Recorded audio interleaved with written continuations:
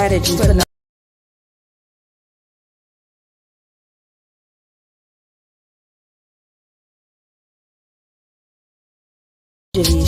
put knowledge in the book. Change our language so we couldn't read it if we look. Convince us we ain't have shit here but disease. Made us 3/5 human and black illegally. You put your fists up to being African American. How much history you went through for that to make some sense? I've been on Turtle Island 10,000 years. Akubulan been my neighbor. Pangea brought me here. The world didn't start in 1400s. Niggas grow up. What you think we was doing? Morse was running Europe. We been tribal folk, now it's time to show up. Bring back the villages, cause cities ain't got no love. Your melanin addicted to the infliction of pollution. Chemical dependency, nature the solution. Grow your food and medicine, build homes in conclusion. The enemy will tell a lie, infiltration as inclusion. Les Nobodies presents Unica Monet's first children's book, Show and Tell. Find out what happens when a teacher uses her class's show and tell time to give each student an opportunity to share some facts about the culture where they're from. Read with your children and discover that it is time for parents to teach young people early on that in diversity there is beauty and there is strength.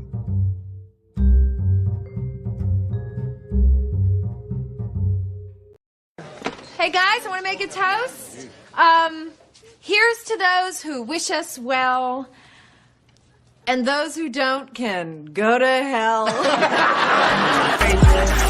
am happiness, my energy contagious. I'm a champion, take it and embrace it. I am another queen in the making. I am here to succeed with determination. I have a positive ambiance. I am so grateful, so gracias. I am the one I can call upon. I am my own lucky charm. I am intentional. I am the sun. I am the original. I am the one. I am the purpose for my existence. I am my personal determination. I am intentional. I am the sun. I am the original. I am the one. I am the purpose for my existence.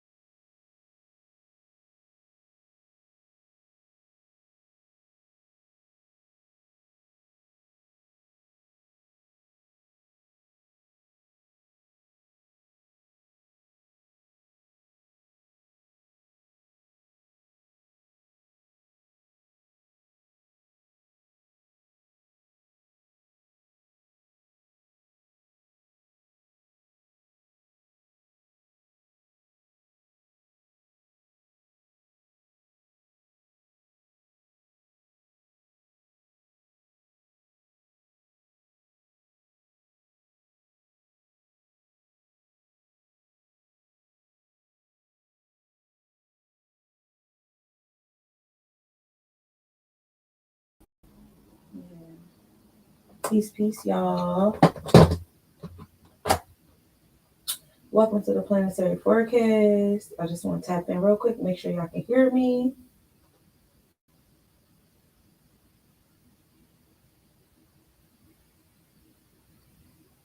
All right, we good. Bet. I'm excited to be here. The sound is not everywhere I would like exactly how I would like it to be, but that's all right. We out here, y'all can hear me.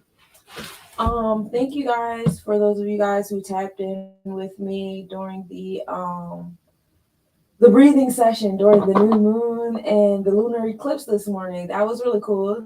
Thank you guys for tapping in with me and sharing that breath with me. That was a vibe and very cleansing. Prior to me engaging into that collective breathing with you guys, I gave myself a nice little bath, dumped myself in the water, nice little baptized vibe, really cleansing myself because when I say the devil is working on me. Y'all heard me? Pray for me, y'all. Trying to get out of my situations. But that's cool because that's what Scorpio season energy is for, all for transformations, right?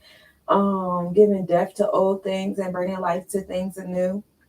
Prior to us getting started with where the planets actually are, I want to read from Metunetter, and I also want to read from the Kabbalah to give you guys an overview of the kind of energy, the season that we're going into, etc., etc. So let's start with the Kabbalah. We're dealing with Mar Shivan. And this astrological month of Scorpio, or as it is called in Hebrew, Sivan, is the left column water sign and is ruled by the planet Ma'adim, which is Mars and Pluto. The Book of Formation speaks of 7 planets in the solar system. In the last century, 3 more planets were revealed, and as a result, Pluto has been found to bear influence on the sign of Scorpio. And we actually have even more planets than that when you get into the Kuiper Belt and all those different things like that. For my astrologer debunkers, we are very aware of all the extra planets and constellations out here. And yes, they all still have an EMF because they are alive celestial beings.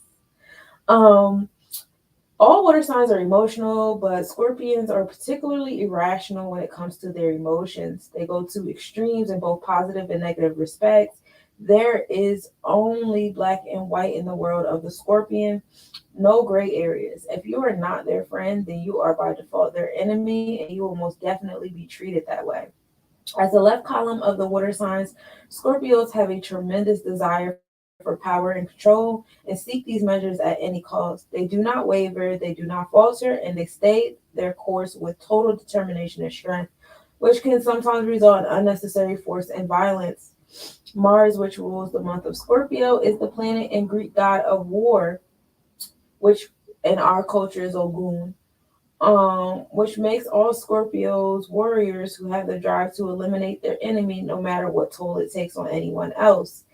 Pluto rules life and death as well as the power and energy of the seed, which at best manifests itself as new life. It also gives Scorpios deep sexual desires that are rooted in the compulsion and to propagate the human race.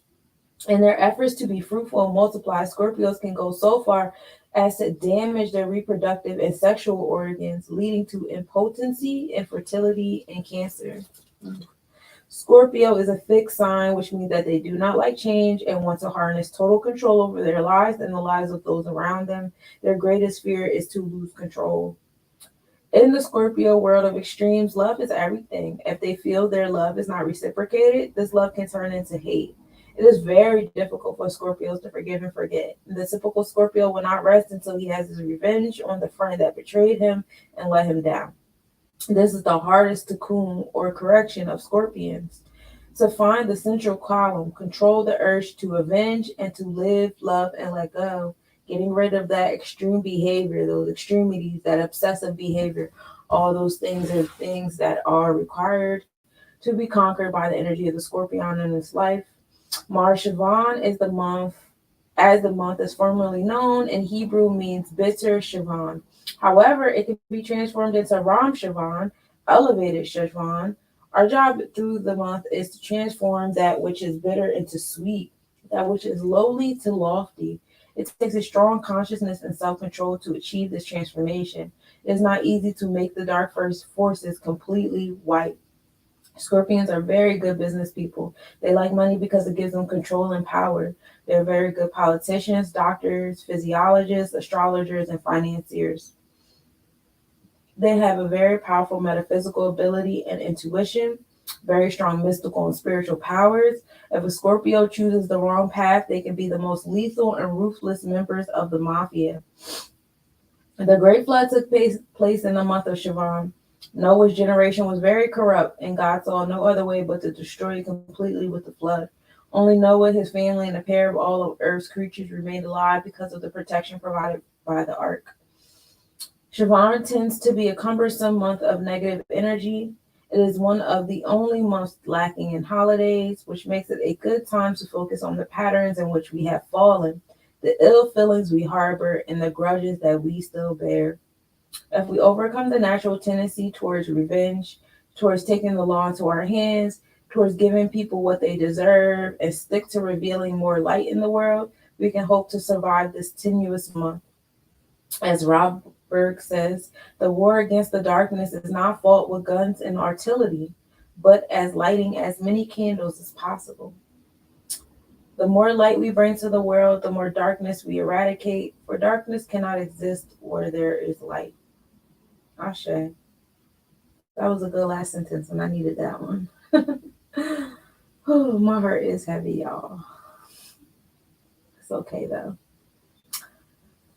It's okay, cause it's temporary. Y'all know I love my tunes. So now we're gonna get into Metu Netter. That was just the Kabbalah that we went over. For those of you guys who are not familiar with Metu Netter, you guys can check out my YouTube page, List Nobodies, where I actually read this entire book with my son and we talk about it in really dope intervals. You guys can check it out and read along with us and all that fun stuff. So I just wanted to read this to introduce to you guys the season that we are in. And it started September 21st. We are in the West until November 5th. Auspicious time is sunset to 9 p.m. We are under the energy of Tahuti ships. And at this time, our parasympathetic has just gotten the upper hand just after being in equilibrium with the sympathetic. So, with the parasympathetic and a sympathetic, you're dealing with at the equinox. But now we're going more so into the emotional state of self. We're moving away from the dry energy and moving into the moist, which is emotions, as we are in a water energy. Ashe. As the sun is setting, your body is cold and dry, but your nervous system is in a state of equilibrium. It is the optimum time for quarrying the oracle, receiving counsel, and studying the ancient wisdom as the basis for deciding on the course of your actions in the coming cycle.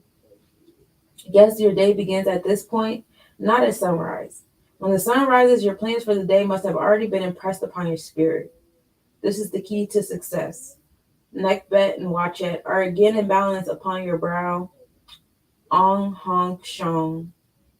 That is the Hakal. Okay.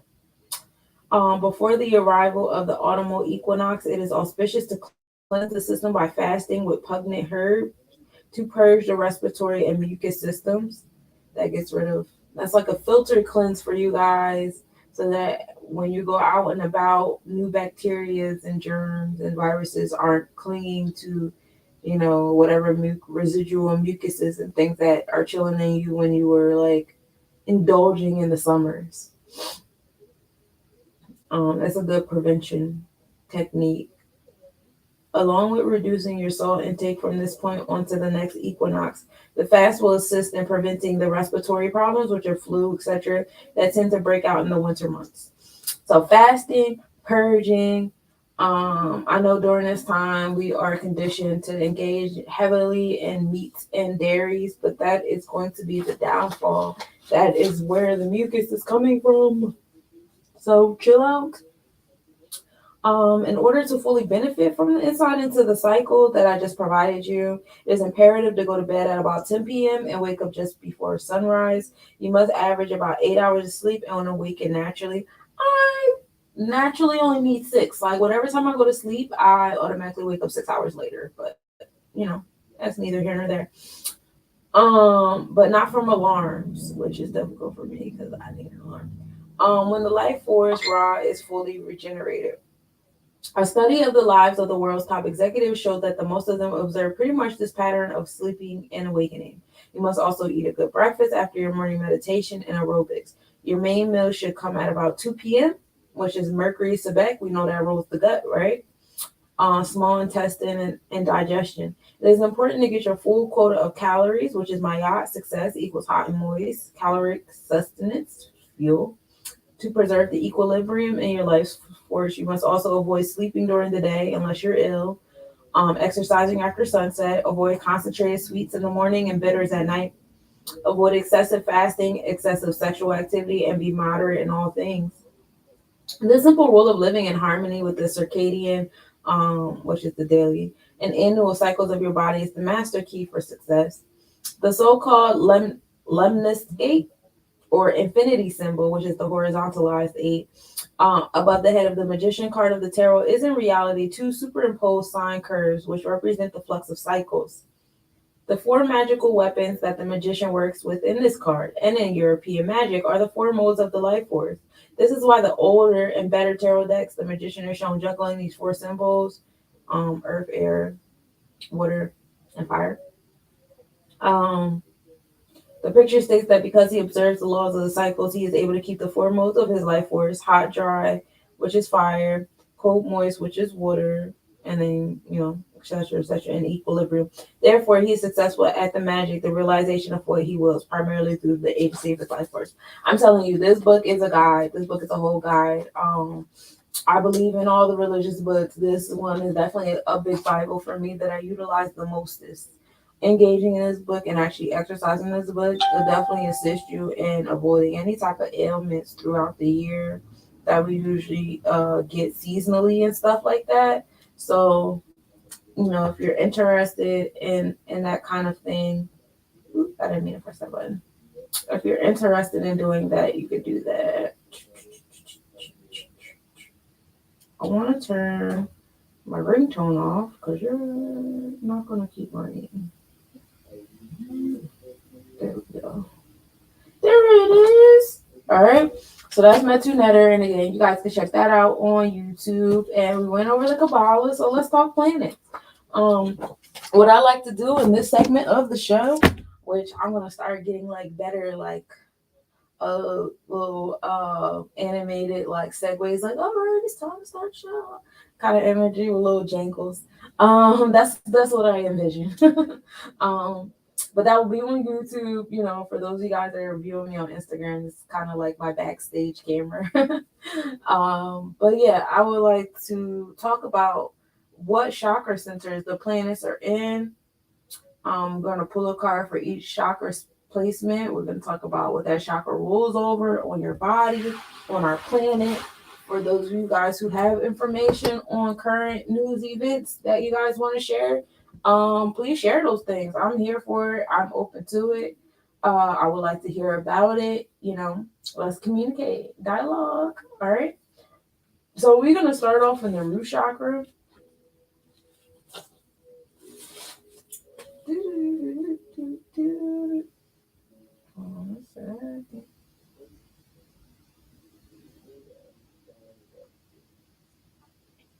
Yes, we are going to start off in the root chakra, and I'm going to pull up this. Look at this photograph.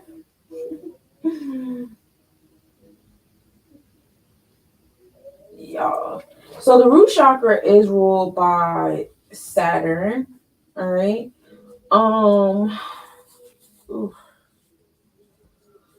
Saturn is the energy of Seker or Ta. All right. Excuse me.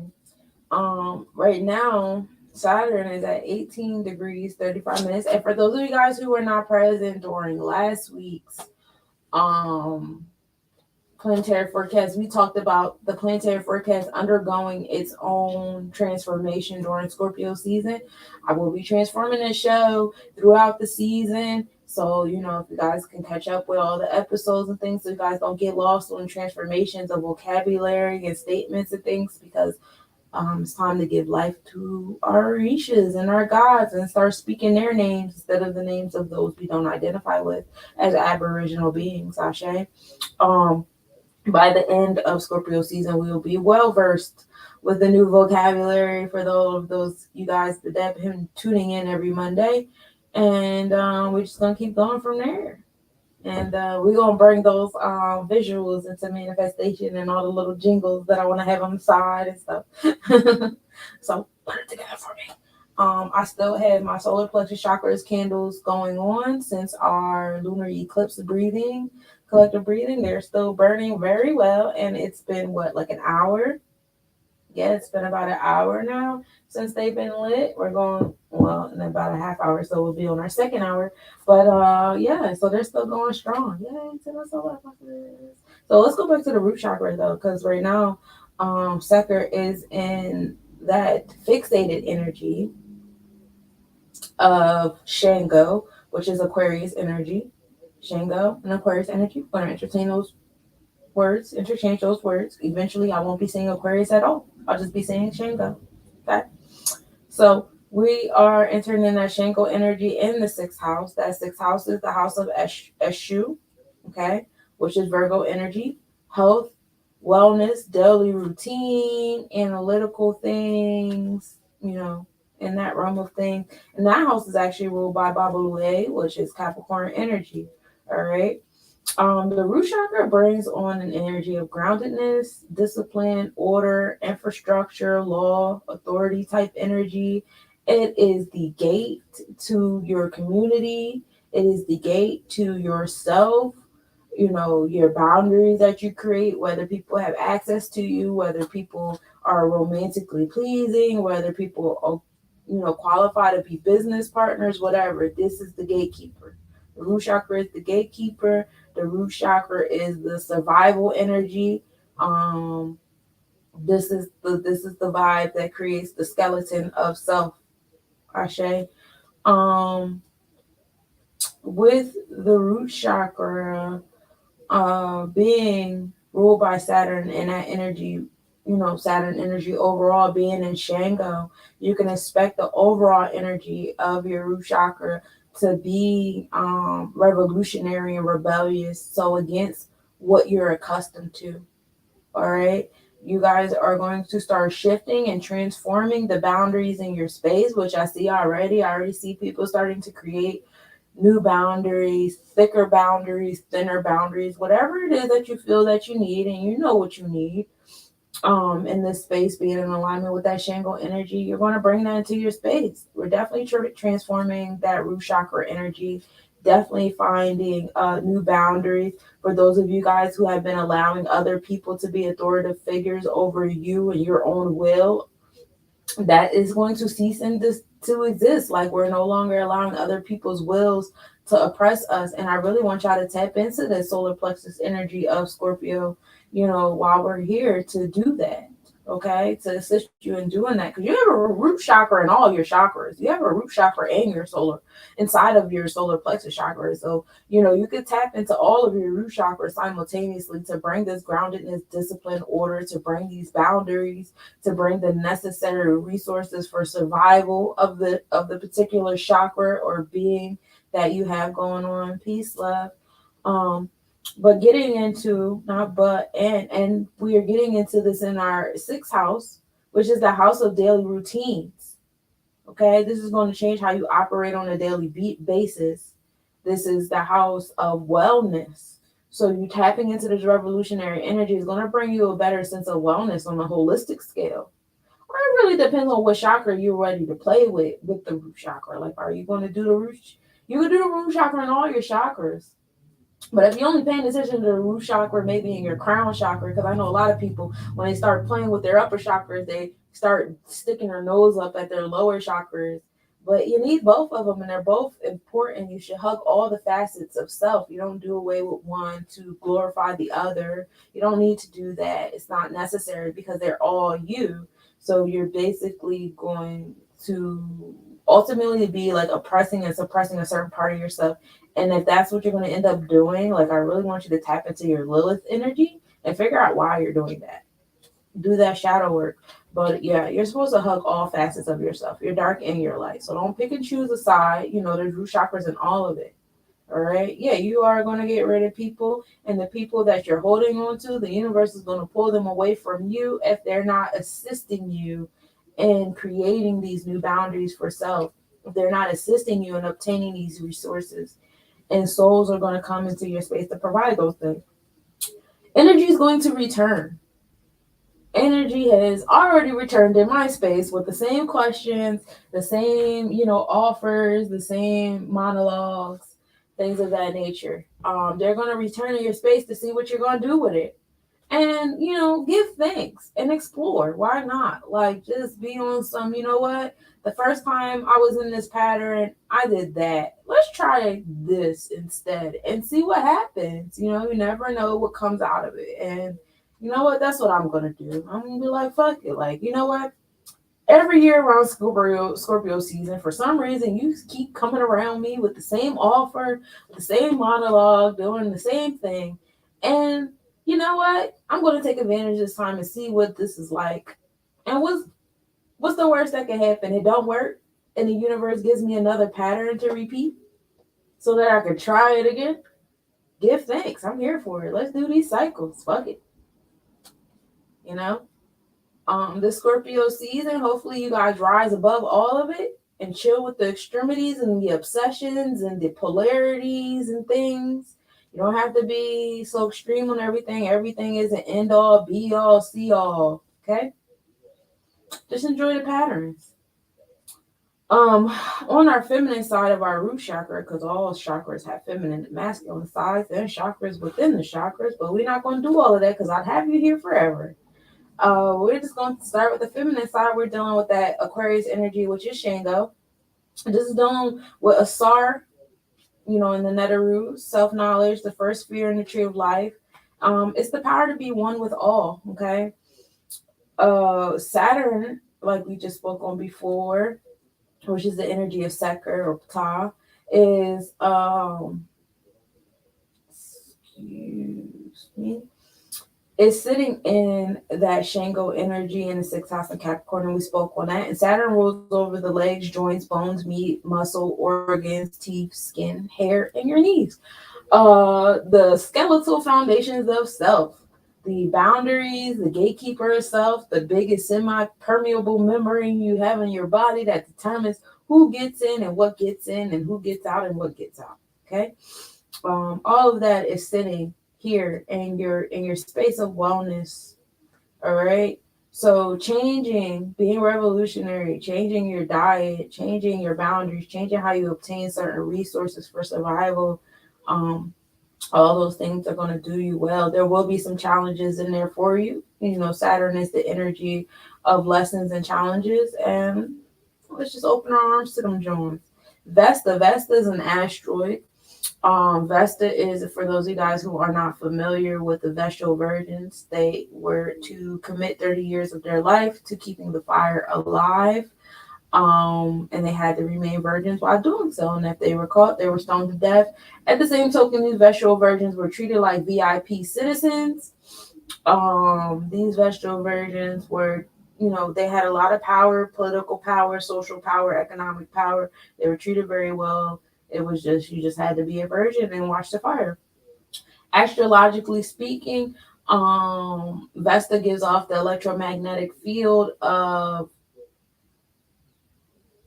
passion, desire, deep passion and desire. When you think about the anatomy of your brain, neuroscience, let's speak on it. When you're having sex, certain neurotransmitters go off while you're having sex. When you're engaged in your vested energy, the same neurotransmitters will go off as if you were having sex. So it gives you the same pleasure. So when you're not engaging in sensual sexual activity, this activity, this mindset, these behaviors will give you the same satisfaction.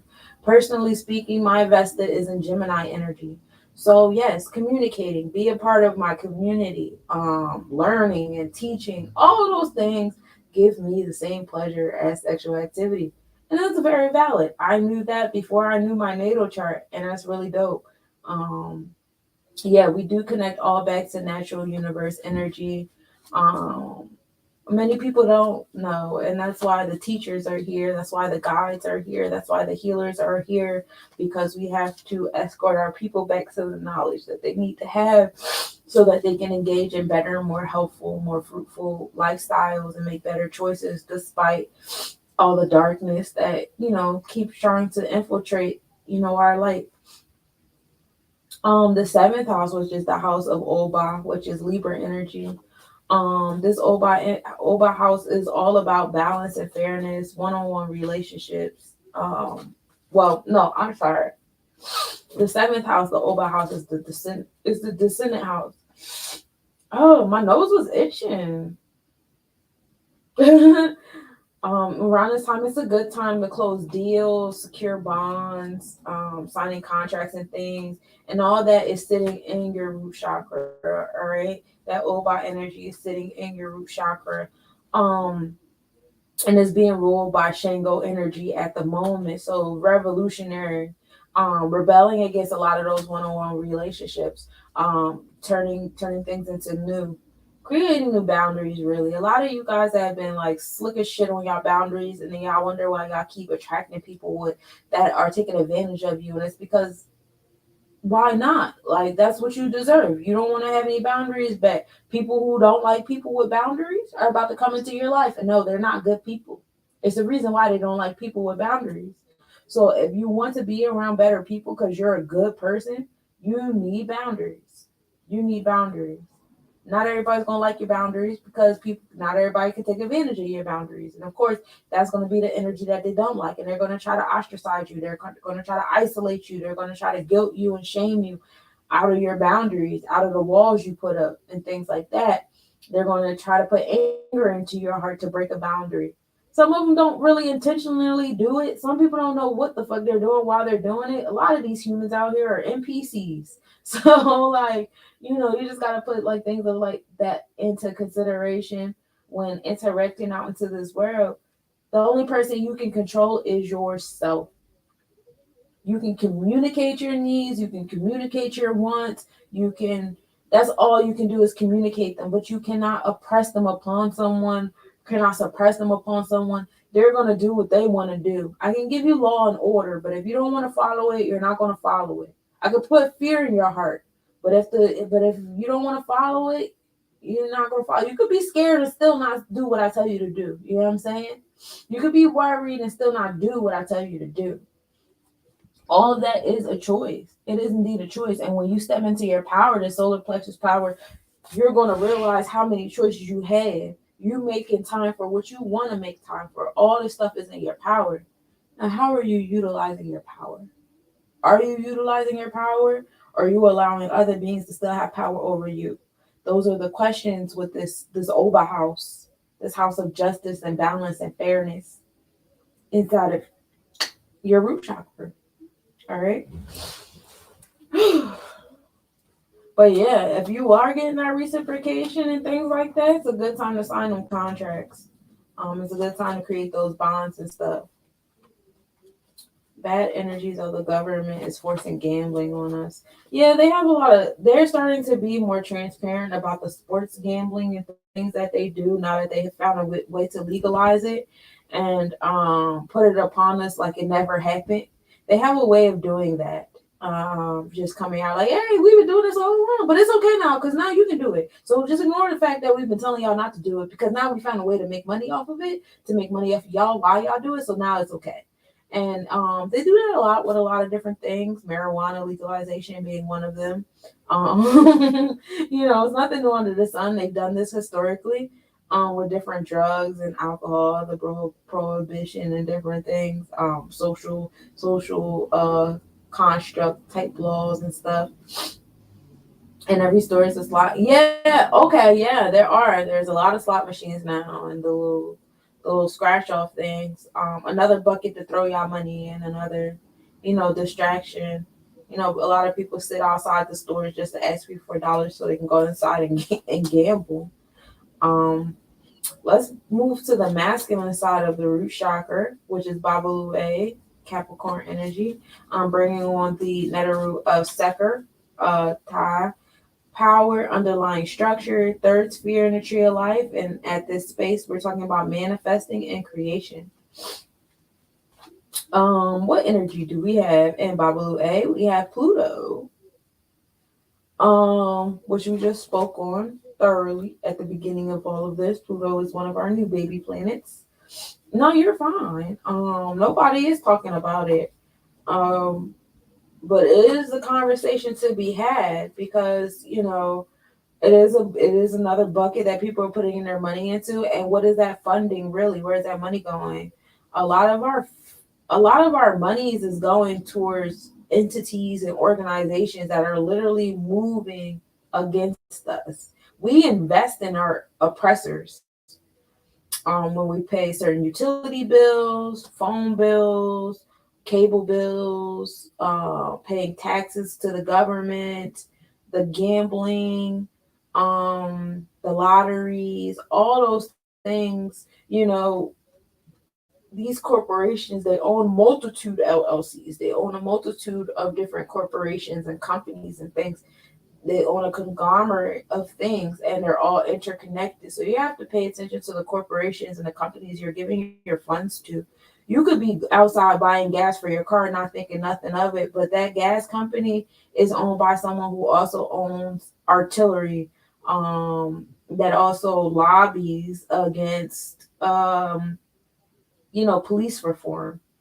or lobbies, in favor of certain classism, social structure type policies, or the redlining with the zip codes. On some G Shell, I was telling somebody about this last night.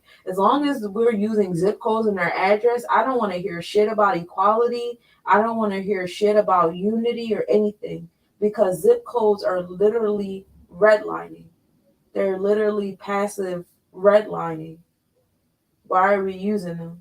Because so y'all can keep track of who's in what area. Did you know that your credit score, when you put you know how they have all the addresses you lived at on your credit score? Those addresses and the zip codes they're in, those affect your credit score. So if you lived in a whole bunch of poor ass neighborhoods, it's showing on your credit score. Yeah, these are the zip codes you lived in. You don't qualify for shit because you live in poor neighborhoods. Like, that's the kind of energy we live in. And it's like, who's being taught these different kind of things? Stuff like that. And that's why I check off white and Native American on my paperwork now. Don't play with me. I'll be white in this zip code. The fuck?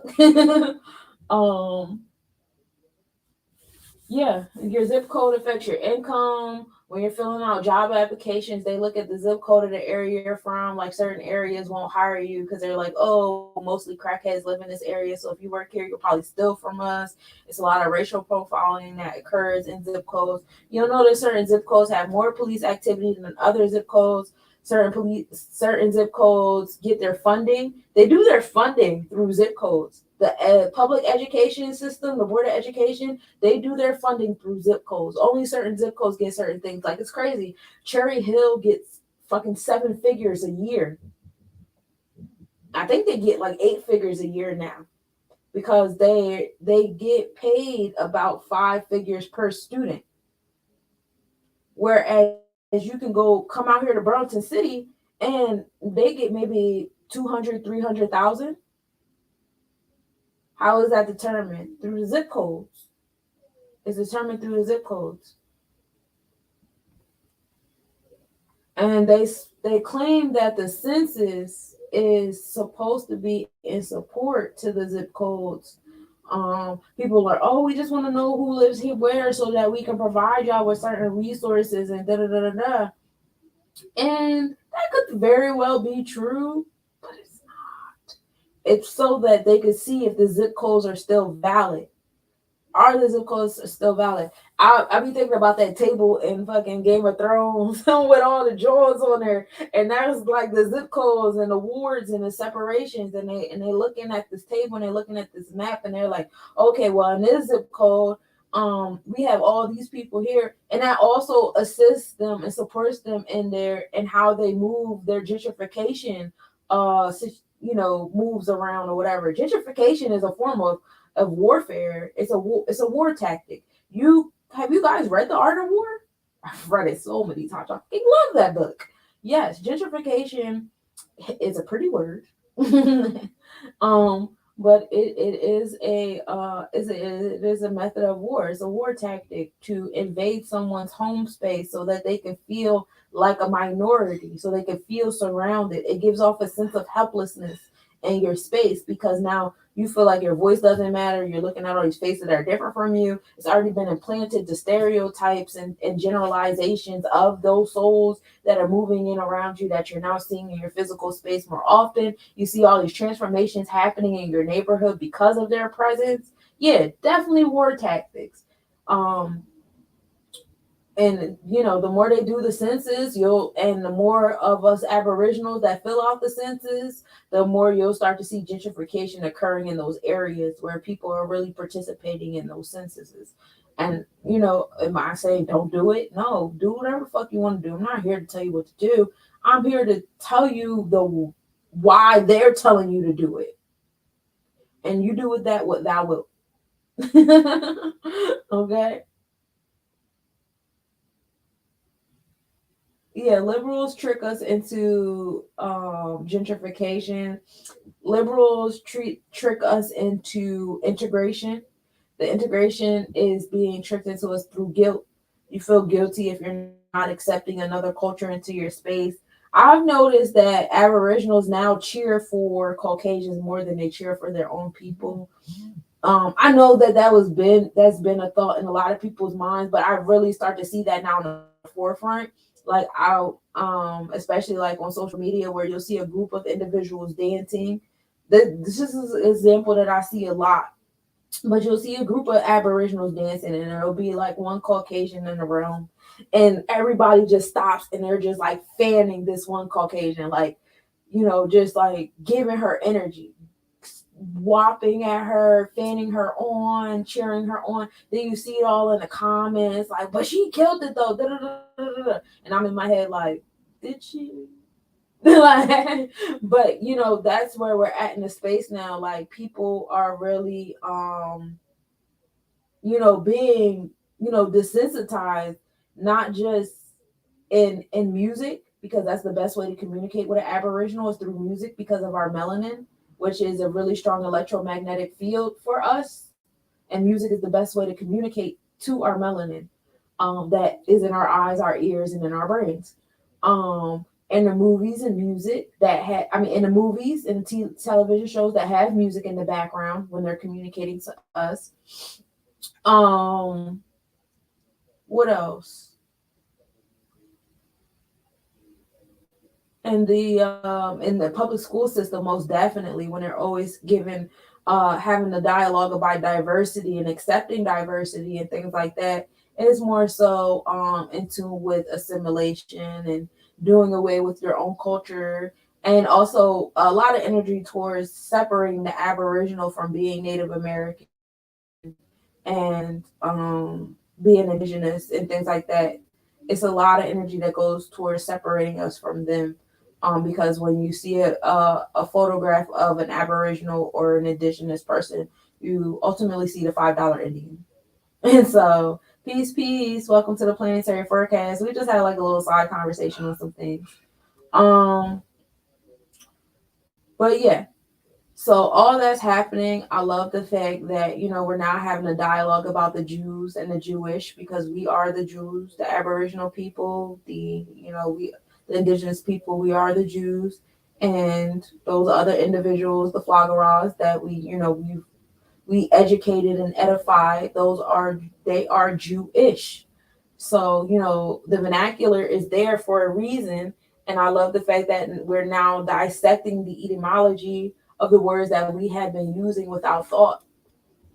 Finally.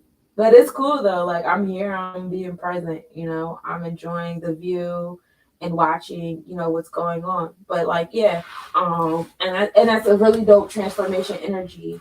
Coming back to the root chakra, we have Pluto, which is the energy of transformation, the energy of power. This is the energy that makes the pendulum swing back and forth. And now we're in the forefront where, I really, really, really, really, really, really, really would like to manifest our Aboriginals walking in their power truly. It's time to bring back the tribes and the villages. It's essential that we remove ourselves from these corporations and we, come back together on ourselves as ordained by, our Most High. Um, and Pluto sitting in our root chakra is definitely going to bring that transformation and authority. Um, Definitely going to bring that transformation energy in our boundaries, and our resources, and our daily routines, because Pluto is also sitting in that sixth house of Virgo, which is Eshu, which is your health, wellness, and your daily routines.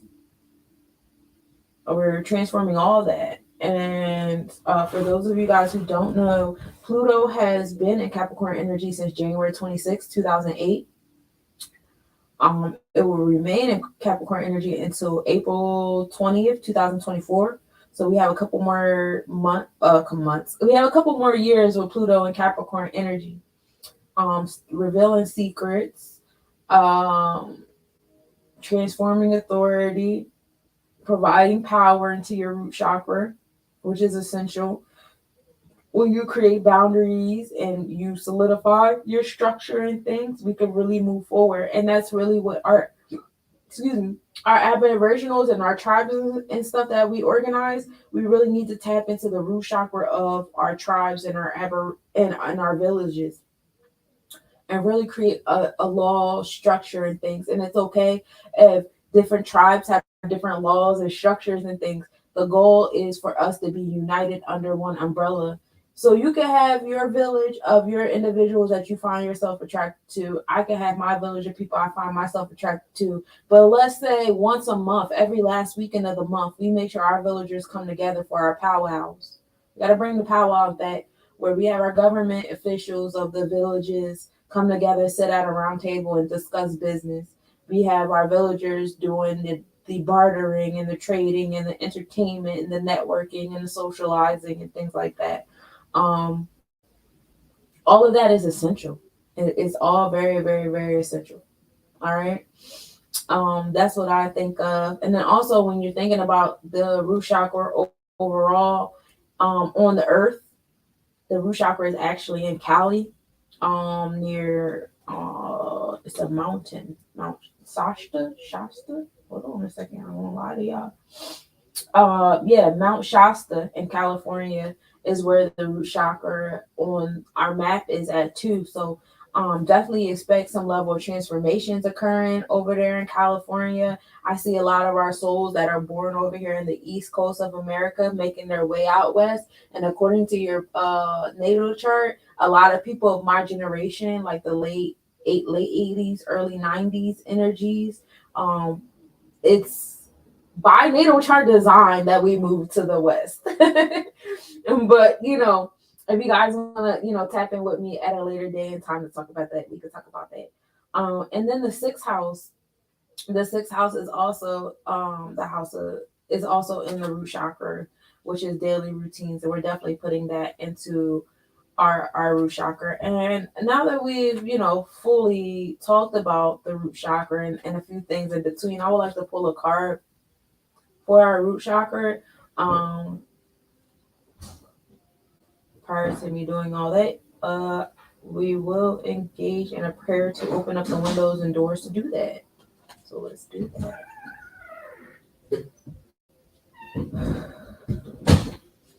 Dear angels, deities, ancestors, spirit guides, and energies in this universe, the last and the next, I come to you humbly and wholeheartedly to pull cards to read during our planetary forecast. I appreciate you and everything that you've given us thus far, the empowerment you have given us, the words you have given us, the messages you have given us. I'm thankful, humbled, and honored to be utilized as a medium during this transaction of knowledge and awareness. Ashe, I mean, amen. Cookout soda. Oh, Shasta. That's where that cookout soda came from. I didn't know that. Um,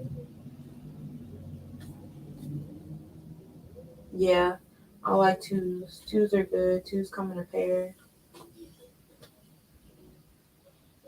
We have a nine of cups. Nine being the number of completion. Cups is beautiful because we are in this water Scorpio energy and we are coming complete. This energy and the fact that it's an upright card lets me know that the individuals that are viewing right now, you guys are very much in control of your emotions at the moment. We are complete and we are rising above the Scorpio energy collectively this season. I get a vibe that a lot of you guys have risen above collectively have risen above the energy during the retrogrades and during the meteor showers. So as we enter this obsessive, compulsive, extreme energy of Scorpio vibes, we will be walking into it and rising above and creating some completion of things. We're completing some things this cycle around with these retrogrades in Scorpio season, this cycle around with these meteor showers in Scorpio season. And that's very exciting. I'm glad that you guys are coming to completion with this energy.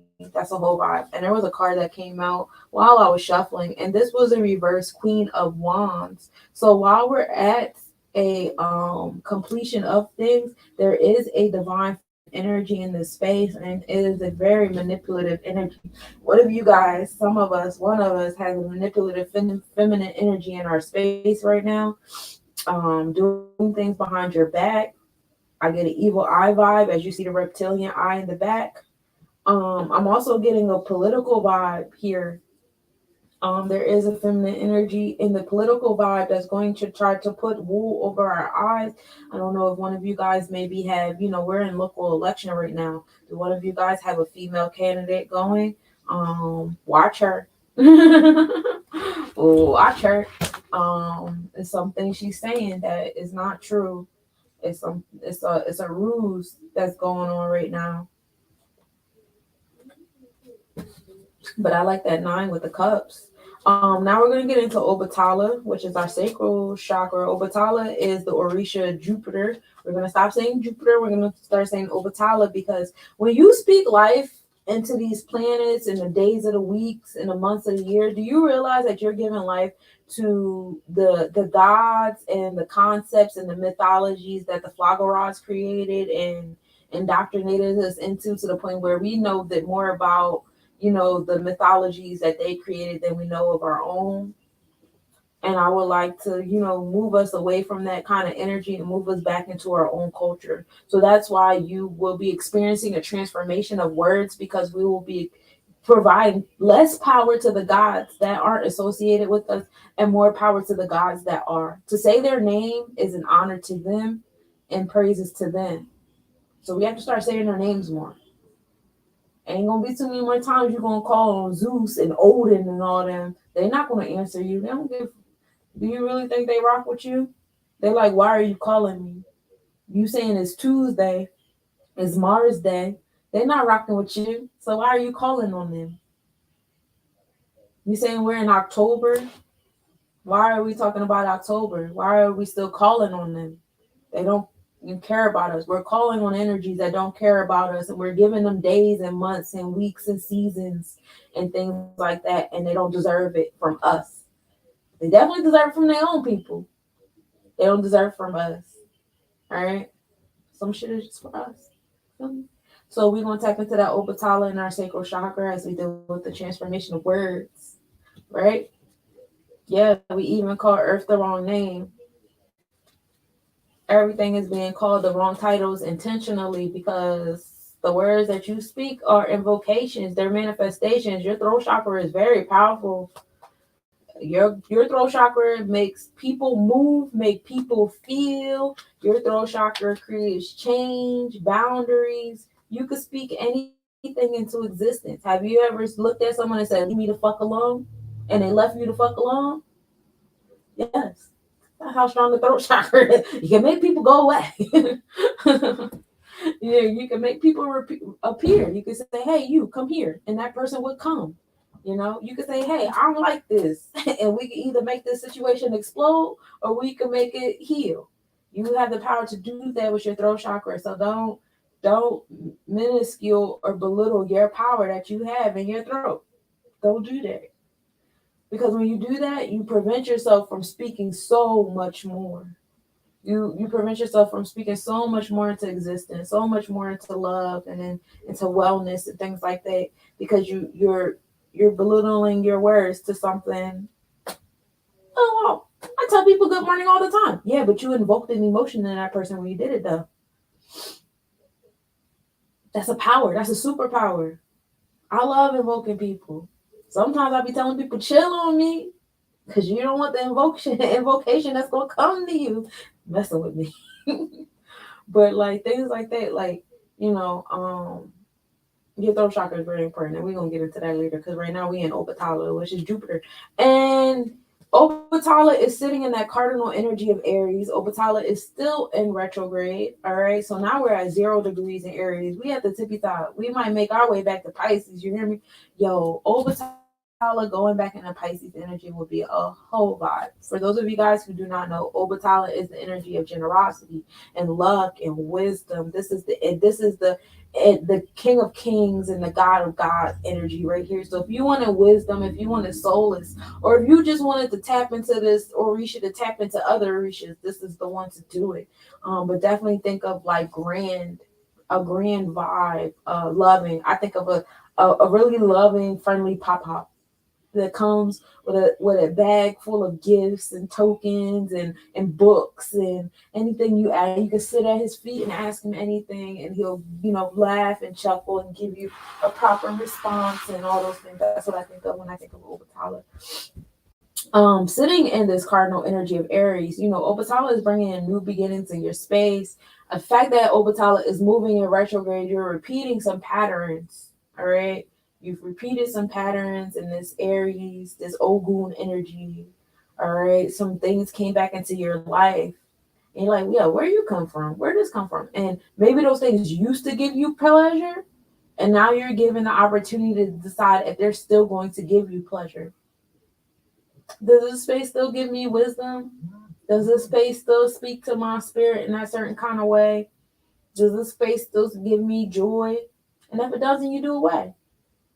And when you do away with things, what does that do? That makes room for new beginnings, new things to come into your space. And that is so exciting, because with the new beginnings and the new things coming into your space, now you experiencing new joys. Now you can decide, I love having new problems, and I love having new experiences. I'm so tired of having the same problems over and over and over again. Aren't y'all? Like, give me some new shit. Give me some new challenges. I'm here for it. Like, you want to bring that into your space. That's where a lot of your wisdom is going to come from. Tapping into your sacral chakra and learning about what brings you joy. You're going to learn a lot about yourself. You're going to learn a lot about your interactions with the energy around you as you make moves to indulge into your joy, all that fun stuff. And then it's in the 8th house of transformation, because we know that's the Scorpio house. And then the Scorpio house at the moment is ruled by Pisces, which is the divine spiritual energy, that cups energy, that water energy of, moving along or against the tides and things of that nature. And that's just like really, really exciting. It's new beginnings and transformations in your space of joy, of your space of wisdom, of your space of sage and oracle. Okay. When we get into the feminine side of this energy, we're dealing with Pisces, which is Olukum, the zodiac vibes of Maya. Universal love, law, justice, truth. We're dealing with the 4th sphere in the tree of life, balance, the celestial government, and the divine blueprint. All right. Neptune is in this energy. It's actually in the mutable energy at 23 degrees. Neptune is also in retrograde. So Neptune is slowing down for us. Spirit has slowed down for us, going through different things. Maybe there's some occurrences that you and Spirit had about a year or so ago, and you didn't even realize that was something between you and Spirit. And now Spirit's back again, like, hey, I'm going to see if we're going to do something different this time. And give thanks. Give thanks to Spirit for that patience to come back around again, to give you that lesson again, to give you that experience again, to give you that opportunity again, to see if you're going to do something different with it this time, to see, if you're really for certain that the first decision you made with this energy, with this experience, with this knowledge is really what you want to do. It's really something that, like, you're comfortable with, that, this is cool for me. I like what I did the first time. All that is like just so important. And it's just like, give thanks to Spirit. Thank you, Neptune, for going again.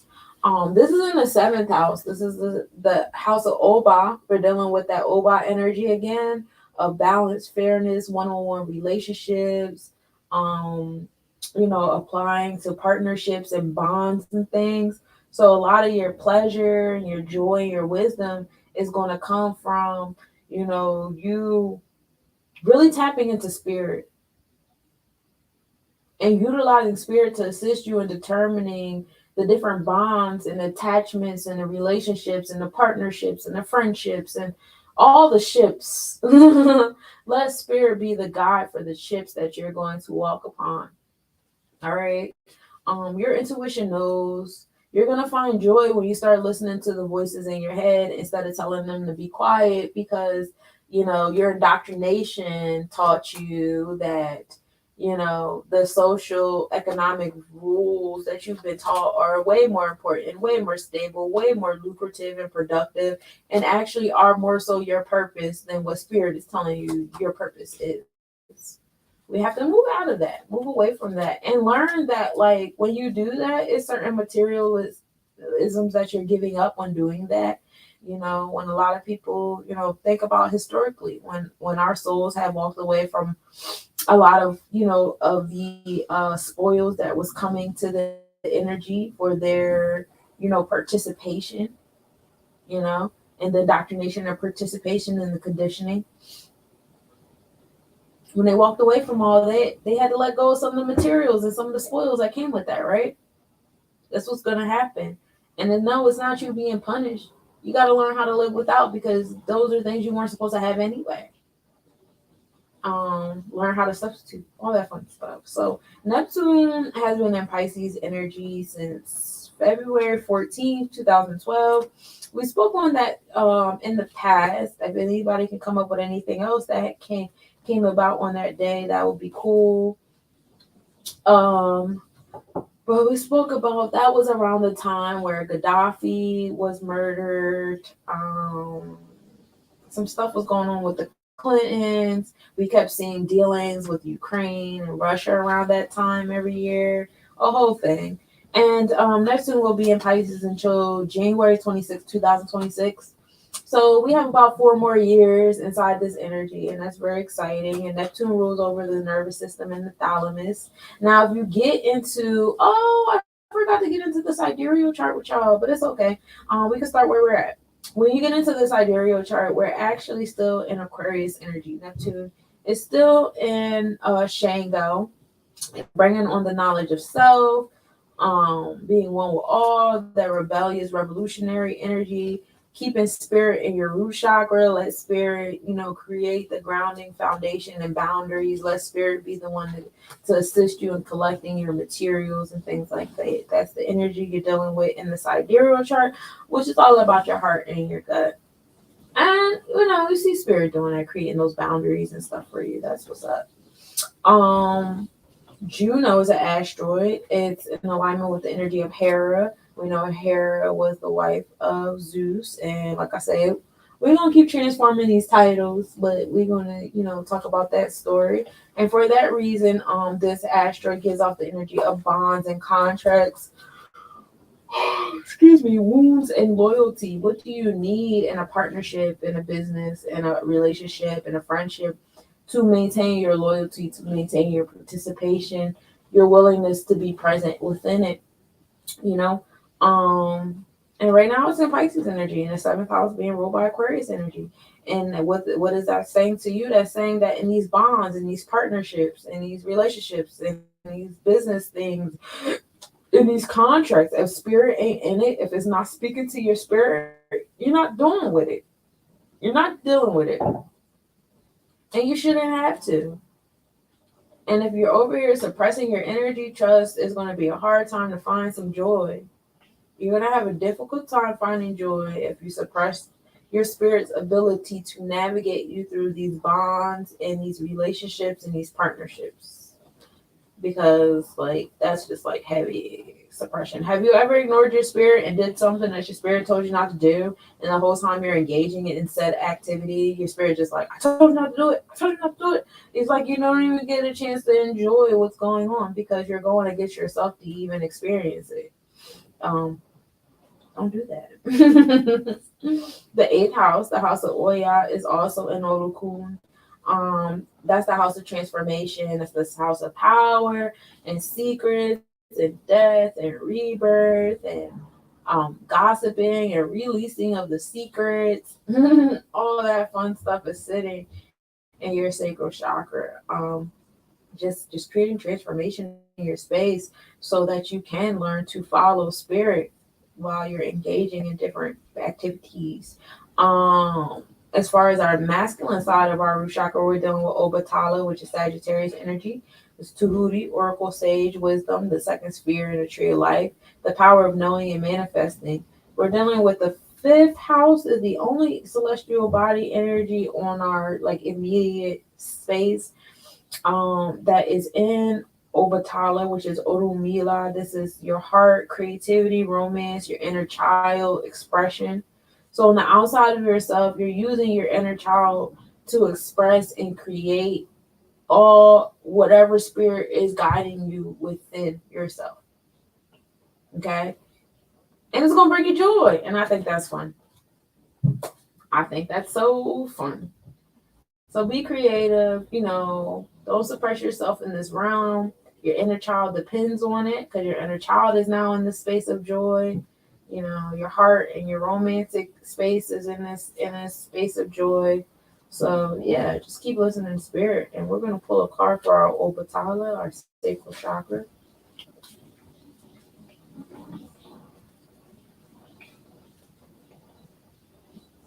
We got the Queen of Pentacles.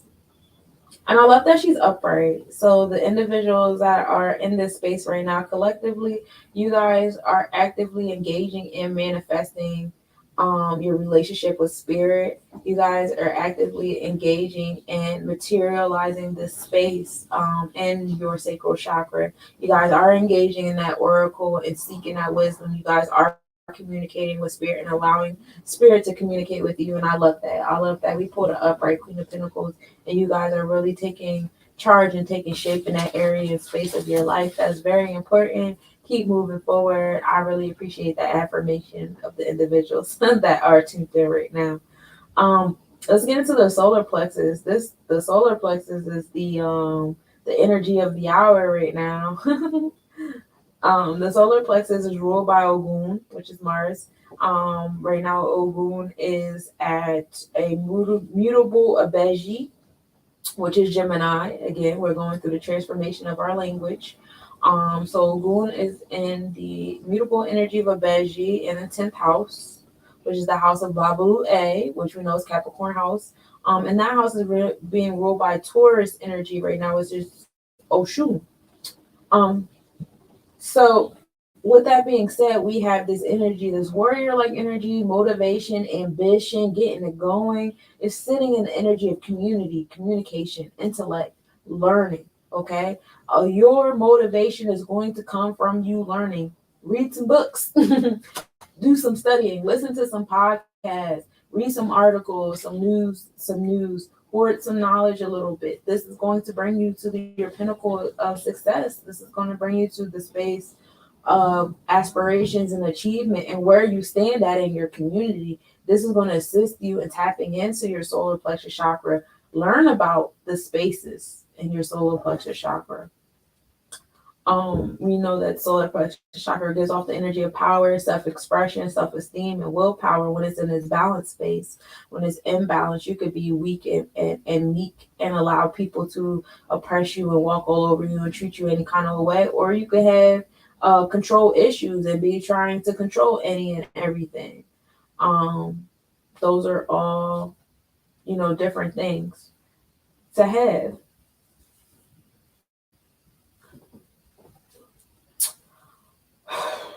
On the feminine side of our solar plexus chakra, we are dealing with Ogun, which is Aries energy.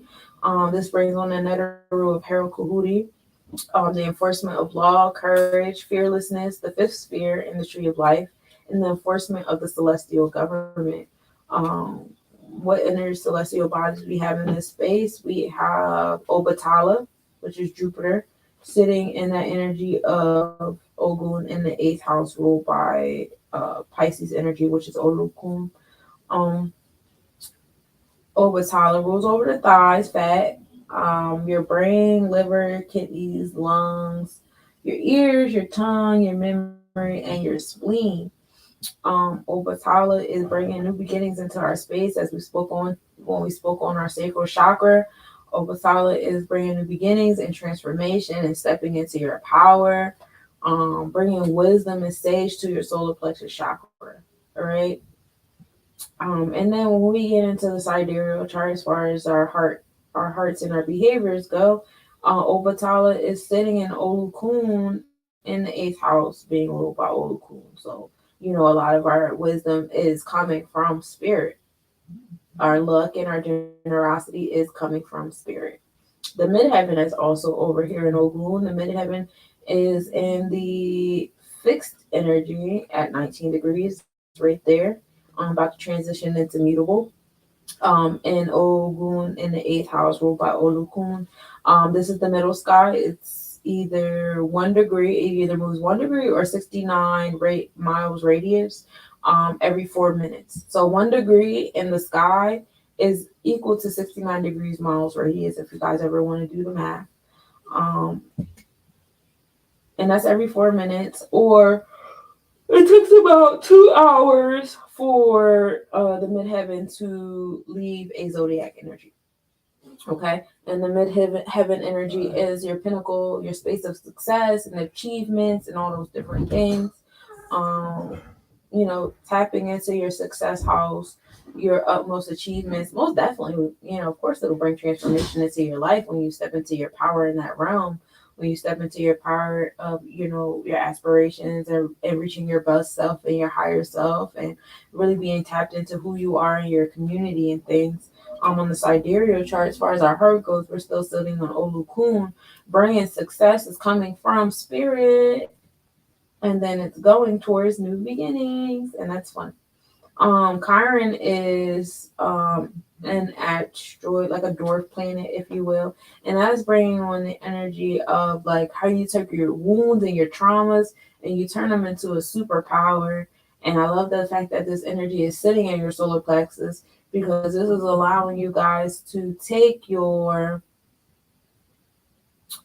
trauma, take your pain, take your bad memories, your bad dreams, all those things, and really put them in your powerhouse. Tell your story. Talk about your traumas. Talk about the things that happened to you. Talk about the things that you're struggling with. This is where your power is going to come from, because you have no idea who's listening to you. You're even listening to you in a different light and making sense of things in a different way from uh, um, a more wise notion, especially because Obatala is in here bringing that wisdom and clarity that you need while you're over here talking about your wounds and stuff like that. And people are listening, and people are engaging, and people are being inspired, and they're admiring you, and that's exciting. Definitely tap into that energy. Chiron is in each zodiac for about 4 years. It's in Aries for about 7, 8 years.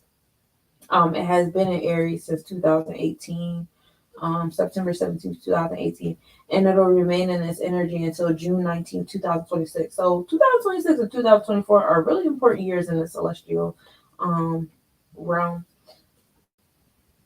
Chiron not only moves like forward on the orbit, but it also moves up and down as it moves forward. And so it doesn't cross all of the constellations. It's in certain constellations that for different periods of time because it's moving up and down. And then it moves into constellations that our other celestial bodies don't move into. My apologies. I've been up since 5 o'clock. I don't like mornings. It's not that I don't like rising before the sun. It's like, bro, what? I will say it feels good to be up this early in the morning and be getting things done. I love being productive. It doesn't really matter the time of day I'm being productive. I do love to be productive. Be present. Aries is also another dwarf planet. It's actually located on the outside of Pluto.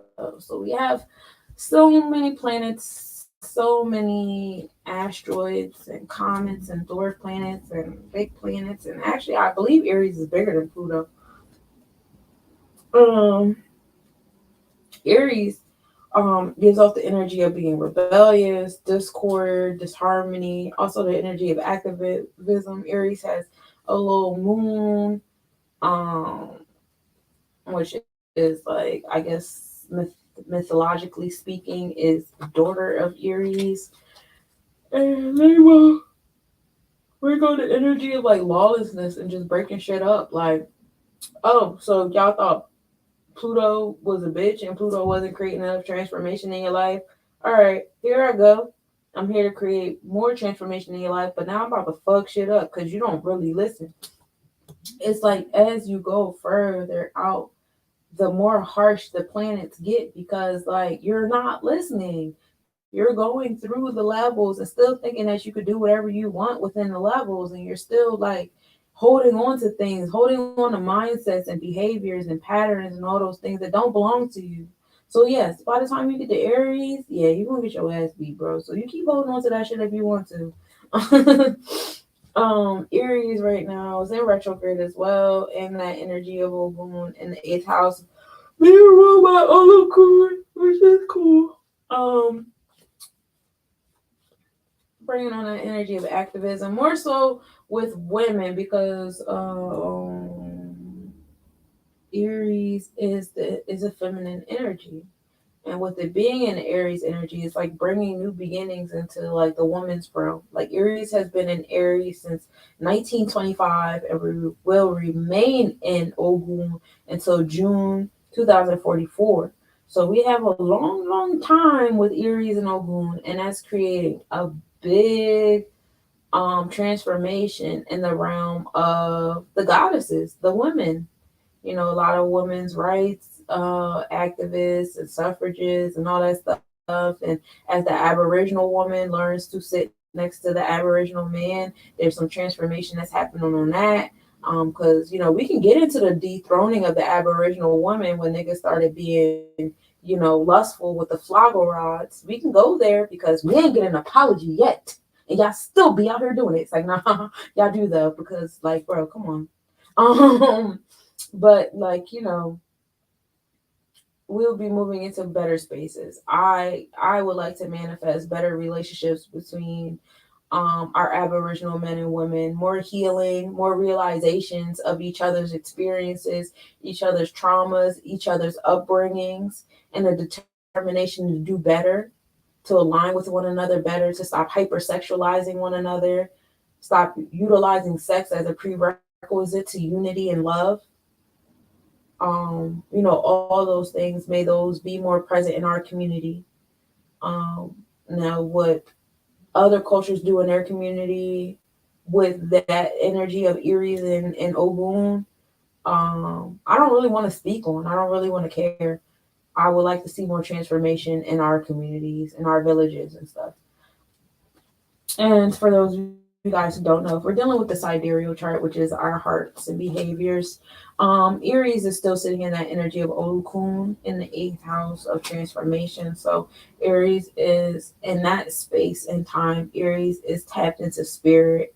The divine feminine energy is still getting its knowledge and information from intuitive realms, spiritual realms, the celestial realms, and that's beautiful. I like the order of things.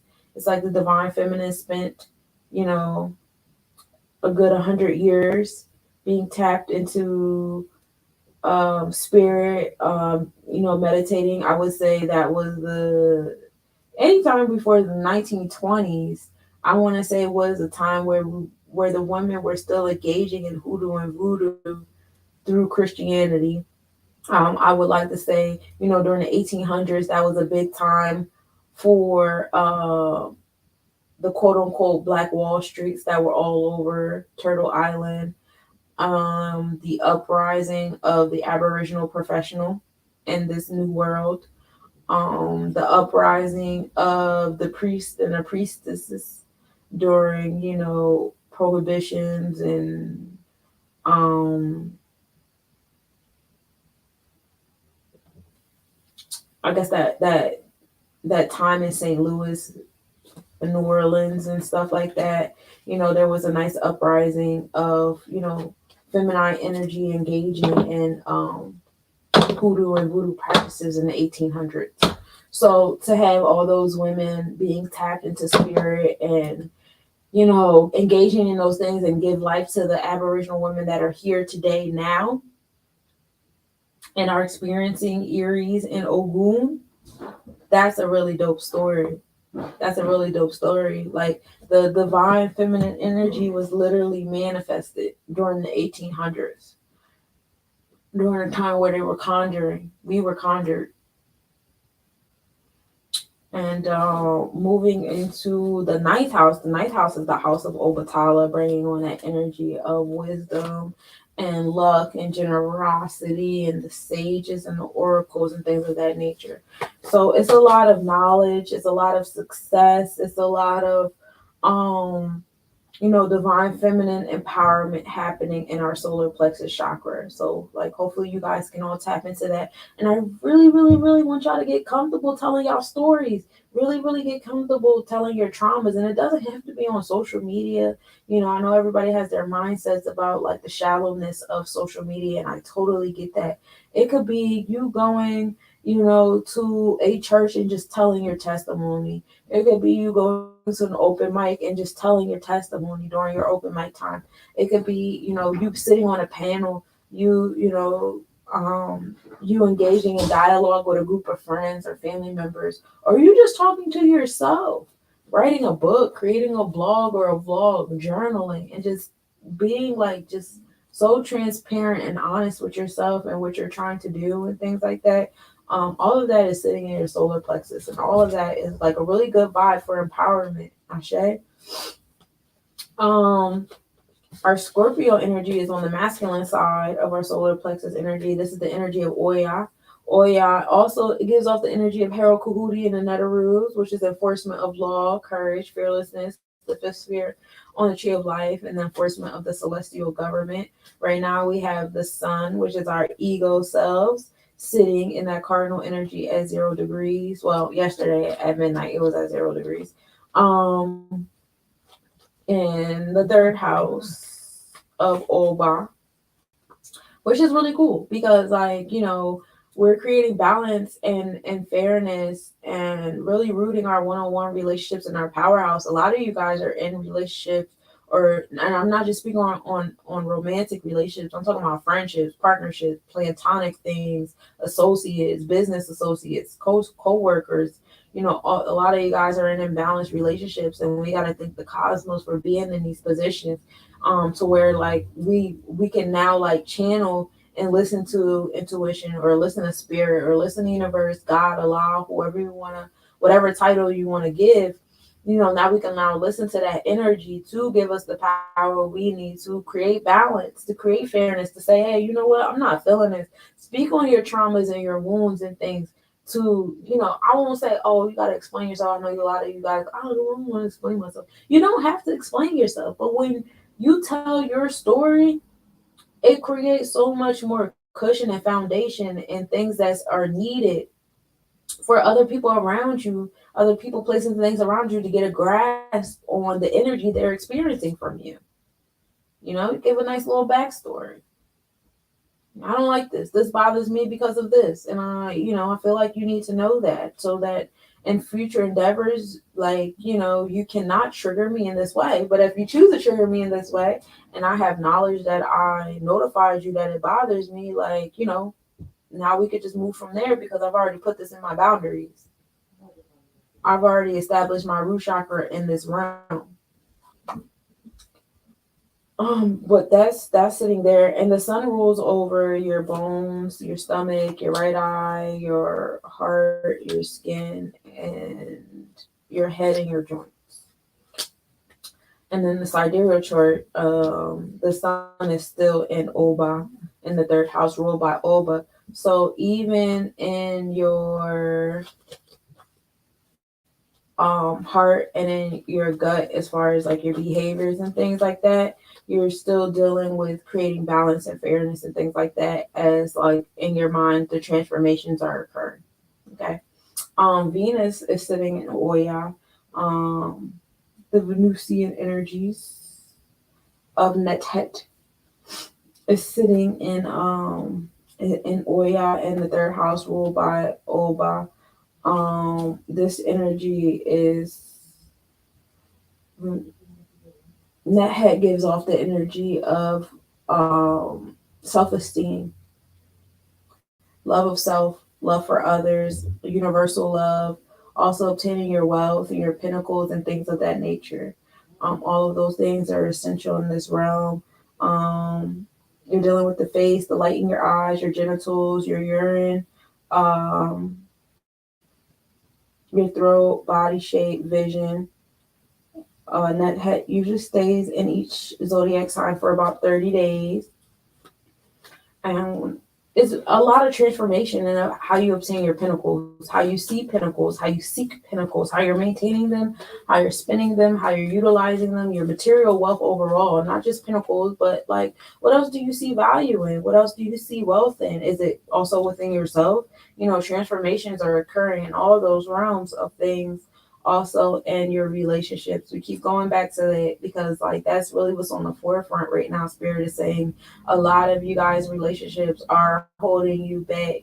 I feel like I'm speaking to my son seeds that are still out here holding on to relationships that are keeping them in a space that they're not supposed to be in anymore because you've been socially conditioned to remain in those spaces and to put up with those spaces and to tell yourself that it's okay that you're still sitting in those spaces, and it's not. I'm here to tell you that it's not. And the longer you sit in those spaces, the more you push and pull you're going to experience. The fourth house is also in Oya. The fourth house is the house of Yamoja.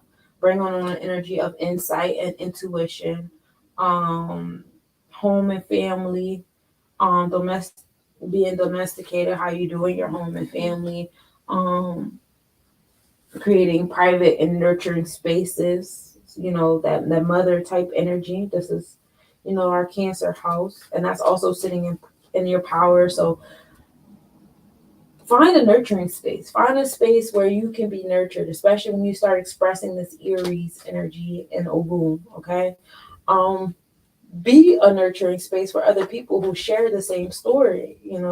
Align your solar plexus chakras. Like it's going to do wonders. You guys, there's strength in numbers. You know, just learning how to nurture this part of you is going to assist you in learning to nurture this part in others. And that is so essential and just like relieving. Let it be of relief and not of obligation or a job or something else on your plate or something else to be anxious or overwhelmed about. It doesn't have to be any of those things, and it shouldn't be. It should be relax and relief here. Relax and relief here. All right. If you find yourself doing the most to maintain some type of control or power or whatever, you're probably in an imbalanced realm. And it's time to come back to a balance. All right. So let's pull a card for this solar plexus chakra.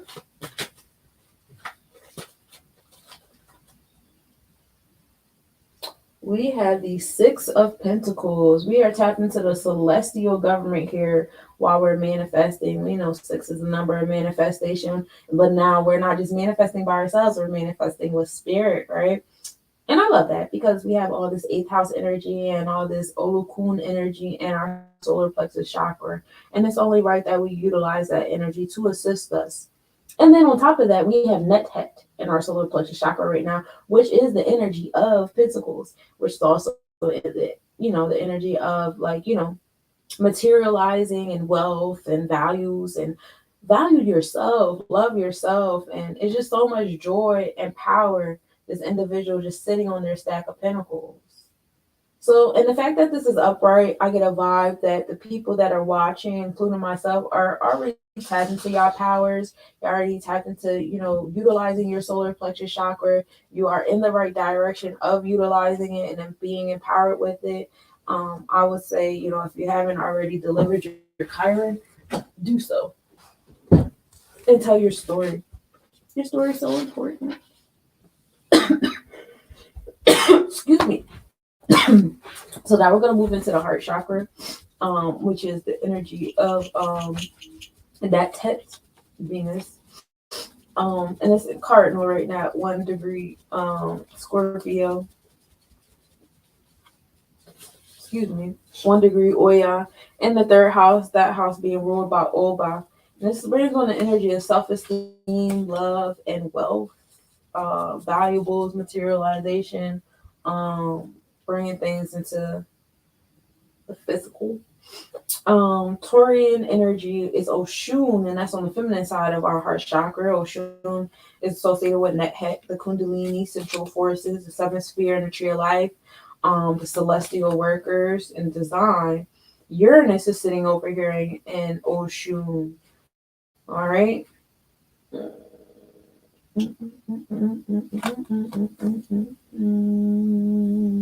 Uranus is sitting in the fixed energy of Oshun at 17 degrees. Uranus is also in retrograde. It's in the ninth house of that Sagittarius energy, um, which is Ovatala. And that house is being ruled by Ogun, which is Aries type energy. So Uranus energy is that energy of progressive change. It's that energy that gets you to do something different, do things new, um, just changing. And it's a big change because Uranus is a very big planet. Um, and it's one of our outer bound planets. And then it's sitting in that space of Oshun. So it's like bringing progressive change to your materialistic self, bringing progressive change to how you love your love self, how you love yourself, others, how you value things, your definition of value, what is valuable to you, what is wealth to you, what does it look like, how do you obtain it, how you maintain it. Some of you guys have not been, on your square in that realm of things, and that's okay because Uranus is here to do that for you. Uranus has been sitting in Oshun since March 15th, 2019. And we talk about that every planetary episode where we talk about that. Oh, that was around the time where we actually were on quarantine, shut down, or whatever. And we did have a progressive change in our pinnacles because the bills were on halt and then started getting paid, and without us having to work 40 hours to pay them, the jobs moved different. We moved into this realm of having an infinite amount of different cryptocurrencies. Um, People getting unemployment. So we changed the way people were getting their pinnacles, how they were maintaining their pinnacles. People going into business. A lot of businesses were born during that time. It was just a lot of stuff going on with Uranus entered Taurian energy with us. And you see how big that energy was, right? Within the first 30 days, we had a whole different life structure going on here. Okay. Um, Uranus will remain in Oshun until April 26, 2026. So we have a few more years in this energy. So some things that's going on in Oshun we haven't even thought of yet because we have like 4 more years. Just keep expanding yourself. It is in my hopes that by the end of this 4-year period, we will no longer be utilizing currency as a medium means. It is in my mind and in my heart that we learn how to um, give, not just to other people, but also to ourselves, to where that certain certain needs can be met. Like I think that like basic needs like food, shelter, water, and stuff like that essentially should be free. Why do I have to be charged to survive? Now, if you guys still want to utilize currency or monetary system or whatever, like maybe utilize that for luxuries, like things you don't really need. Like, oh, you want this extra shit that you don't really need to survive? Bet now this is gonna cost you. Like maybe something like that, I would, have a little bit more respect towards.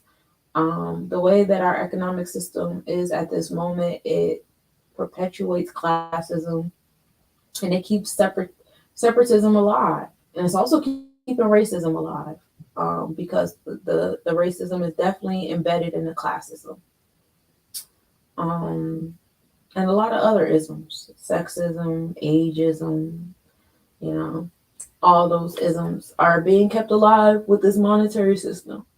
How people are being paid, how people are being hired, how people are being looked at on the workforce.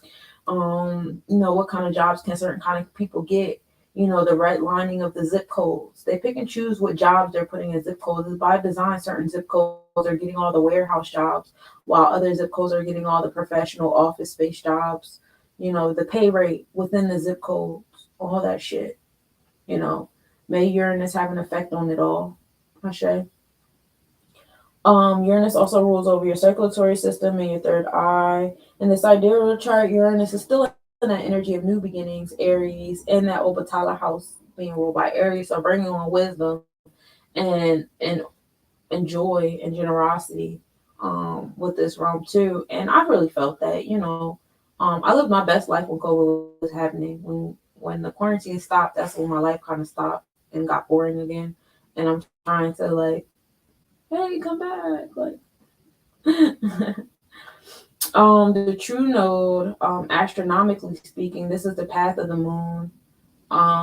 This is the, you know, the celestial path of the moon during its cycle.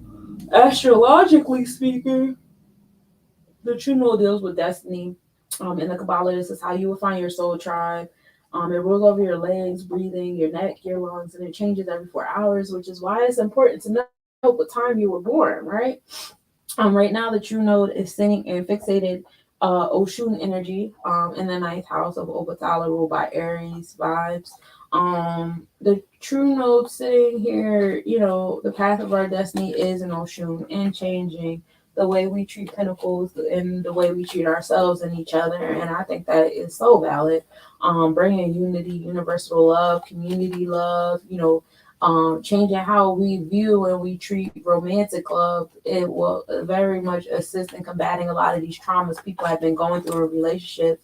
As you see, a lot of my posts have been relating to a lot of traumas women experience in relationships, and I'll be unapologetic about that. And if any man wants to create a, you know, cross gender and wants to utilize his platform to talk about the traumas that men go through in relationships, you can do that.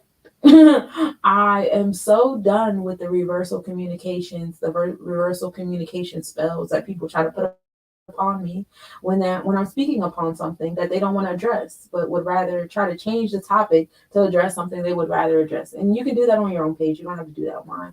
Peace, peace. Welcome to the planetary forecast. But yes, that is something to tap into, and it's definitely how you're going to find your soul tribe. As far as the nodes go, they tell you the energy that you need to engage in more. Some of you guys do need to tap into your Oshun more. I know I myself, and I get the vibe with a lot of earth energies. We don't tap into our Oshun enough because we are very all these people that were on my Instagram, not one person told me they couldn't hear me. Thank you for letting me know. I don't know if it changed or not, but yeah. So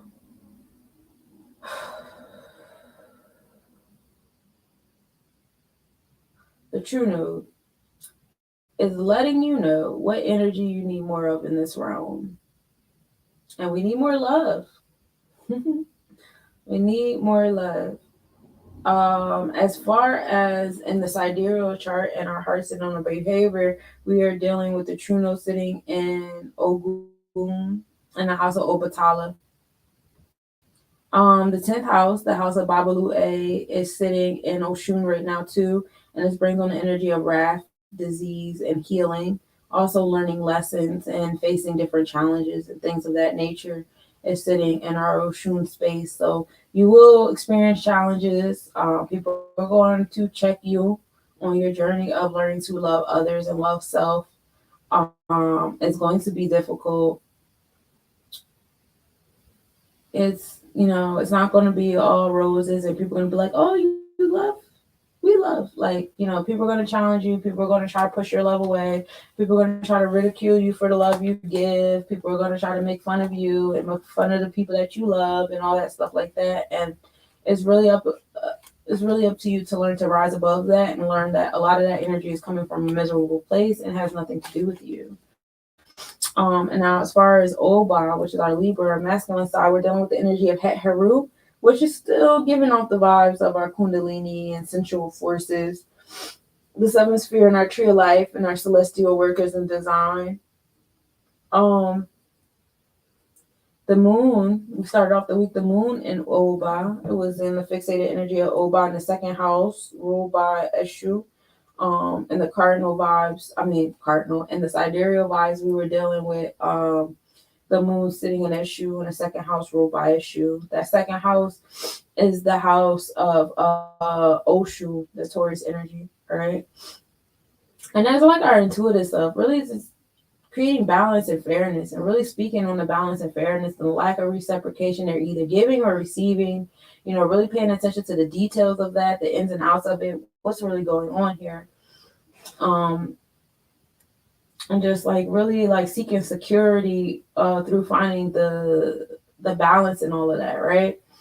Mercury is, our energy of expression and communication and decision making and our patterns and stuff like that. Right now, that is sitting in Opa, bringing forth the vibes of communicating the set imbalances, communicating the lack of reciprocation, expressing those things.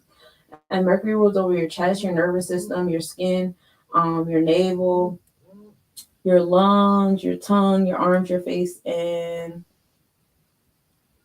I want to say that says hair. And it spends about 15 to 60 days in a sign, and it has about 3 or 4 retrogrades a year. Right now, as far as the sidereal, we're dealing with it being immutable Eshu in the second house, also ruled by Eshu. So you're really paying attention to the details of the reciprocation and the balance and the fairness and the justice and the law. It's definitely time to accumulate information, pay attention to the signs and the patterns or whatever, and move things different. And then the third house, the house of the Beji, communication and learning and traveling and being a part of your community, all those things are sitting in your Oba as well. So we're really reciprocating energy. And let's pull a card for our heart chakra. Because we are overall moving towards communicating our need for balance in our Oshun, in our Oba. We are in a space where we are attracting our soul tribe as we communicate our needs for balance and reciprocation. And it's bringing us to a new realm of love. It's hard to accept community love if you're not around your community. You are not for everybody, and everybody is not for you. You could easily not be around your tribe right now. You could easily not be around your village right now. You could easily be in a very toxic situation. But if all those other individuals are in love and light and you are not, you need to remove yourself. You need to remove yourself. The goal is to increase the love and light. That's the goal. And if you're not in a space where you can increase that, you got go where you're called. And I love the fact that the 10th house is in this realm because like, you're gonna be successful in this realm as you do it. And that's always fun. I just dropped the card.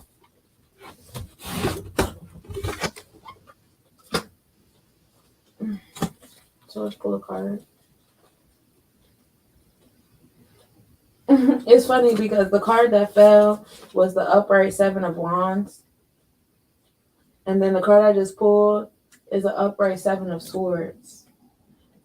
So some of you guys are moving with grudges. There's grudges in some of you guys' hearts. Someone was conniving and manipulative. Somebody thought they were taking advantage of you and they weren't. You were paying attention and stuff like that. Or maybe you're the conniver and the manipulator and you're walking into people's faces thinking you're getting away with stuff and you're not. You're not. A 7 of Wands says you're not going to get away with it. You're not getting away with it. We're not doing that.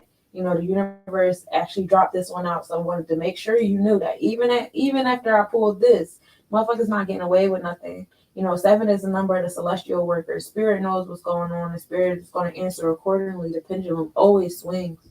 So for that manipulative energy, I say, please let that joint go. It's not going to do well for you. And if you're walking around with a grudge in your heart, that's also not going to do well for your expansion and your abundance in this realm of things. So let's go on to the throat chakra. The throat chakra at all the moments, is ruled by Mercury, which is Sebek. Sebek is sitting right at the cusp of mutable energy at 20 degrees in the Oba house, the second ruled by Eshu, which is expression and communication. The feminine side of that is a Beji, the Beji twins, dealing with polarities, unity, loyalty, knowledge and traveling, communities, all that kind of energy. Sebek is the energy of opposing forces. The left brain, celestial text. We're dealing with the 8th sphere of the tree of life, which is all about labeling. All right, this is also where man's ill lie because we get so stuck on labeling and the language and spells involved in labeling that we allow that to create a level of disunity and disharmony upon us, and we don't really get past the 8th sphere. So hopefully at some point in time we learn to get past it.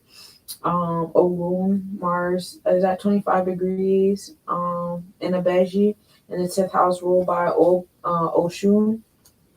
So your motivation is in this space. You're being motivated to communicate, that Oba energy. Mercury sitting in Oba. You're being motivated to communicate that Oba energy to express the imbalances. Like this season is really about you rising above these ships you've been on and the lack of balance that they have been at, and really saying, you know what? It's time to create new boundaries. It's time to really tap into my root chakra and my root chakras and all these chakras and really communicate what I need, what I'm going through, and the whys behind it, and the hows. All right, it's gonna end a lot of patterns. You're gonna be motivated to communicate. It's gonna bring you success when you do it. Granted, a lot of energy is going to fall at the waistline, and that's okay. If that's where it needs to go, that's where it needs to go. Mars rules over the blood marrow, anus, energy, neck, female organs, veins, genitals. Spends about 45 days per each sign. In the sidereal chart, we're dealing with a cardinal Abeji energy at 0 degrees in the 10th house of Taurus. So even in the heart and mind, Mars is in Abeji, and that's beautiful. Your heart and mind, you're about community, you're about communicating, you're about learning and tapping into knowledge, and being versatile and multifaceted in this space. All right, thinking of different points of view. The 11th house, the Shango house, that root chakra house, is sitting in your Beji energy as well. Bring on the energy of rebellion and revolutionary type energy, which letting you know that a lot of the patterns that you've been doing, you're rising above them this time around. And I know a lot of you guys felt that during the retrogrades, and being able to notice the retrogrades and understand the energy that was coming towards you during them and all that stuff is very essential. Now, as far as our masculine side of our throat chakra, we're dealing with Eshu. Um, Eshu is still the energy of Sebek. That's opposing forces, left brain, celestial text, eighth sphere, and the tree of life, and we're dealing with labeling. What's the sitting in Eshu of Ceres? Ceres is at that right at that fixated energy at 10 degrees in Virgo, in Eshu in the first house, that house being ruled by Odumila. Ceres is also known as Iris, which is bringing the energy of being nurturing or the nurturer, the mom and daughter relationship, custody of mom and daughter type energy, and also agriculture, which is on the vibe of nourishment and nurturing. Um, this energy sitting in decision making and the communication vibes is like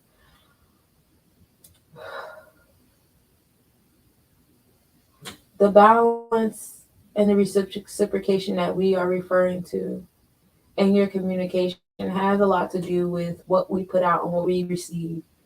And a lot of that is in the realm of nurturing.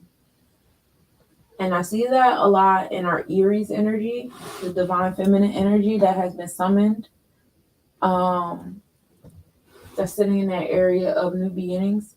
That energy is really, bringing to the forefront, the lack of reciprocation in our divine feminine. And like, I would say this is like pretty much in alignment with what I was speaking about earlier about me, bringing conversations to the forefront about the traumas that women deal with in relationships. And no, I cannot speak for men, and no, I don't want to. I want men to start speaking up for men on their platforms, and I'm going to speak up for women on my platform. That challenge is so asinine and childish to me. I don't wish to engage. So please stop. Um, but yeah, just like bringing that communication to the forefront of like the need of a nurturing space. If you're not feeling nurtured in the space that you're in, if you feel like the nurture energy that you give or the nourishment that you give, you're not receiving in the space that you're in, it's time to make different decisions. Especially if you communicated in that realm already, it's definitely time to make different decisions. We're dealing with the second house, Oshun, Victorian house, which is personal finances, material possessions, self-esteem, and wealth and valuables, and how you seek security in this realm through the physical things, is also sitting in communication. So it's time to start manifesting the pinnacles. It's time to be mindful of your words at this moment, because what you speak will come into manifestation with the second house in the throat chakra. So be careful, be careful, be careful. You know, make sure when you're speaking, you speak in love and light, nurturing and nurturing. Just tap into your series energy to find out, what kind of energy you innately give off that automatically puts people in a comfort space. If you want to be a nurturing space for other people, that it would be most definitely a vibe for self. So let's pull a card for our throat chakra.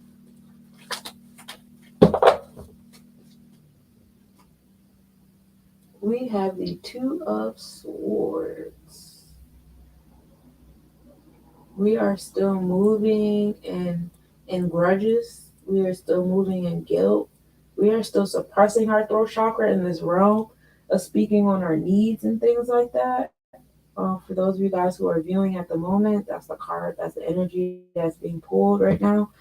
It's just all about getting the throat chakra in balance, and I would definitely advise you guys tapping into that series energy to do so. Um, you guys deserve reciprocation. And you guys deserve to be able to have space to communicate the need for reciprocation, the need for that energy and stuff like that. You guys are definitely going to be motivated in doing so. And you guys are going to be put in a lot of patterns and places and situations where you're going to be like pushed to speak up and say what needs to be said. And I hope that they are healing spaces for you to do that. Otherwise, more power to you, and may you heal either way. You know what I mean? It's important. So now we're gonna get onto our third eye and our crown chakra. I can't believe I've been up here for 2 hours already. The third eye and the crown chakra rule over our polarity, our inner and outer selves, and our intuition. It's kind of like the cusp of our physical earthly self into our outer realms outside of our physical self, our outer, senses and all that fun stuff. The sun right now is in Cardinal Scorpio at 0 degrees. Well, that's how we started the week off yesterday at midnight. In the third house of Abeji, Roba Oba. The moon at the moment, or of yesterday at midnight, was at fixated energy of Oba in the second house, ruled by Eshu. And so the polarity that was going on was the sun, your energetic self, is sitting, in an energy of transformation and walking into your power. Definitely felt like a big shove to stand up for yourself in this situation, stand up for somebody else, just really like step in your power and say some shit you haven't said before. Definitely creating transformation, some type of secrets or gossip coming out to the forefront. Someone really learning how an individual feels or thinks about them is another thing. And this is sitting in the house of communication and transportation.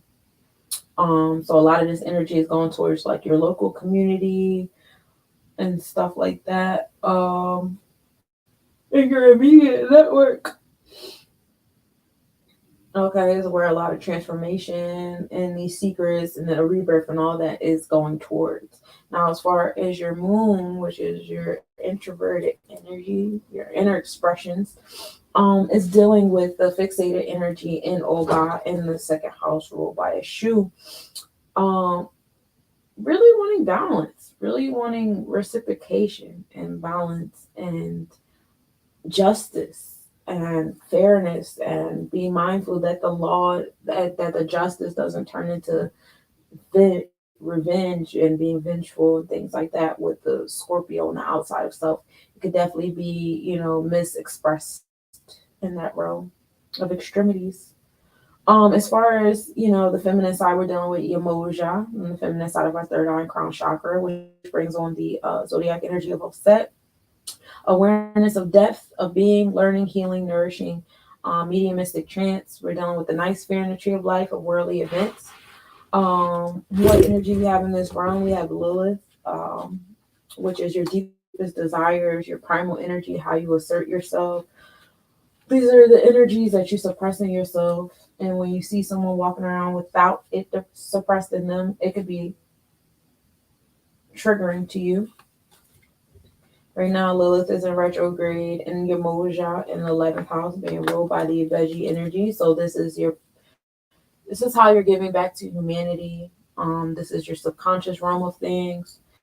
This is what you're doing for other peoples. This is your revolutionary spirit. This is, your rebellious self, all of that. And just really tapping into spirit and intuition on that realm of things. I talked about, people being triggered by, the masses, the collective, coming closer to spirit, coming closer to their innate traditions and spiritual practices and mythologies and stuff like that. People are being triggered by that because it's removing them from what they know to be true, what they've been conditioned to be true. There's going to be a lot of combative energy on that. It's going to be a lot of ridicule and shaming and guilt and insults and stuff from people who just don't want to understand, and for people who have always understood but also understood that this enlightenment would lead to their demise. Okay. And that's okay. You got to know that where their energy is coming from is not where your energy is coming from, and it has nothing to do with you. So you keep moving in your light accordingly. Don't suppress any realms of yourself, because all facets of self need to be hugged and realized and accepted. Otherwise, they wouldn't be a facet of self. You know what I mean? Um, Lilith spends about 9 months in each sign. Spends about 9 years in a cycle. Lilith, astronomically speaking, is the furthest point of the moon's orbit around Earth. Um, and in the sidereal chart, the Vedic chart, we're dealing with Lilith sitting in the Abeji twins in 11th house, ruled by the Abeji twins. So we're moving from the intuitive spirit in our mindset and moving into that community, communication, and traveling in our hearts and our guts in that realm of things. So definitely keep learning and keep growing, especially in spirit. It's very important. Pallas is our asteroid. Astrologically speaking, it's the energy of arts, wisdom, genius, qualities that one may overlook, self-defense, and justice. Peace, peace, y'all. Pallas right now is in the cusp of the fixated, mutable energy of your Moja and 11th house, ruled by the Abeji twins. And so you have, like, a lot of your art, a lot of your wisdom coming back to like meditating, tapping into your third eye, tapping into your crown chakra. Again, thank you for those of you guys who started this new moon, lunar eclipse energy, meditating and breathing with me and setting our intentions for this eclipse season, for this Scorpio season, and just keep doing it. Do it every day. Every day when you rise, just breathe life into yourself, breathe your intentions into yourself, pay attention to how you feel and what you think, and what you want from the day and what you want from self and your will. Ashe. Um, a lot of qualities that we do overlook are the ones that come from spirit, because we've been conditioned to overlook those, traits of ourselves. Like, it doesn't benefit, certain powers that be from us walking in our power and us communicating with spirit and communicating with our intuition and really communicating with the energy that summoned us in the 1800s. Um, there's energies that don't benefit from that, and it just so happens that they own the majority of the media. So you, like, the cliche you hear all the time, the revolution will not be televised, is very valid, because it won't, because it doesn't benefit the individuals that rule the television um to showcase the revolution. It doesn't. If anything, it's going to influence more of their demise. Don't overlook your powers and spirit. Don't overlook your powers and intuition. In fact, tap in, welcome them, open your arms to them, listen to the voices in your head and make sense of them, and discernment, and just keep walking in that. Just keep walking in that, and use that to defend yourself too. Utilizing spirit to defend yourself is a whole nother realm of things on different facets. And I don't just speak on, spiritual warfare, or we can get into the hoodoo, West African, practices of things as far as, you have an evil eye and different things and protecting yourself against other people's evil eyes, but also speaking on the fact that, like, when you walk into the realm of sovereignty, utilizing your religion as your defense and law is valid. Um, I just became an ordained minister. I'm on the realms of beginning my own temple, putting it on the land and combating certain policies and things like that with the fact that I am now a minister and we finna start this 508c1A. You heard me? That's me tapping in the spirit because I love these planetary forecasts. I love these sermons. I love these moments with y'all, and I would like for it to be structured. I would like for it to be and not so much as a religious way, but like a discipline, if you will. And I look forward to finding my tribe while doing so. I'm not here to suppress or oppress my will upon anyone else. I'm just here to align my will with wills that are already aligned with mine. You know what I'm saying? And that's how you find your village and your tribe. And I spoke on this a few moments ago, where it's like finding your village and your tribe is not going to be you in alignment with 7 billion people of the world. That's just not what's not going to happen. It's going to be you in alignment with your few people, however big that ends up being, and you creating treaties and alliances with other tribes and villages.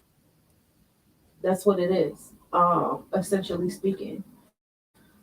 So, you guys just make sure that you're tapped into your third eye, you are meditating, you are utilizing the knowledge that you receive from spirit to provide you with protection, to provide you with wisdom and just the genius like qualities you keep overlooking because it doesn't make sense in this world we've been conditioned to live in to listen to spirit. That ain't about nothing. As far as the sidereal chart, Palace is in Gemini. So, like, educating yourself, providing edification for yourself, all those different things is definitely on the plate. This is definitely in alignment with your community. You're gonna, and it might not be the community you're physically around. For those of you guys that want to get into astrocartography with me, please let me know.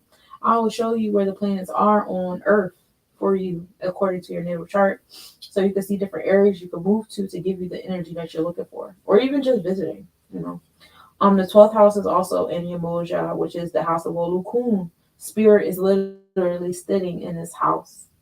Spirit is literally sitting in your house of the third eye of the crown chakra. Leo energy, which is the masculine side of our third eye and crown chakra, or Orumila, is giving off the zodiac energy of Heru. Will, courage, discipline, upper and lower chakras, the sixth sphere, and the tree of life. Maintaining things through coordination and balance, right? We have our ascendant energy sitting in Orumila at the moment at 2 degrees. It's also in retrograde. In the 12th house, that house being ruled by Olukun, which we talked about, is also in your third eye and crown chakra. So, your ascendant house is the east horizon line where the sun rises. Astronomically speaking, it changes every 4 hours, which is why it's important to know what time you were born on your natal chart. Astrologically speaking, your ascendant energy is like your physical self. This is your appearance, based upon like the decisions you made over life. This is how you influence others, the energy that you give off when you walk into a room, the impression you leave upon others. And right now it's really sitting in your spiritual self. Like when you walk into a room, people are smelling, but like at what level are you at spiritually? How tapped in are you into your third eye and your crown chakra? We're wearing that on our outer selves right now. And yes, we're being judged. Judgment is a survival tool. To say no one should judge anybody or any person, place, or thing is just absurd to me. Um, I'm a Virgo stellium. I'm literally here to judge. um, we're here to judge, and it's a certain kind of mindset and intentions behind the judgment that really matter.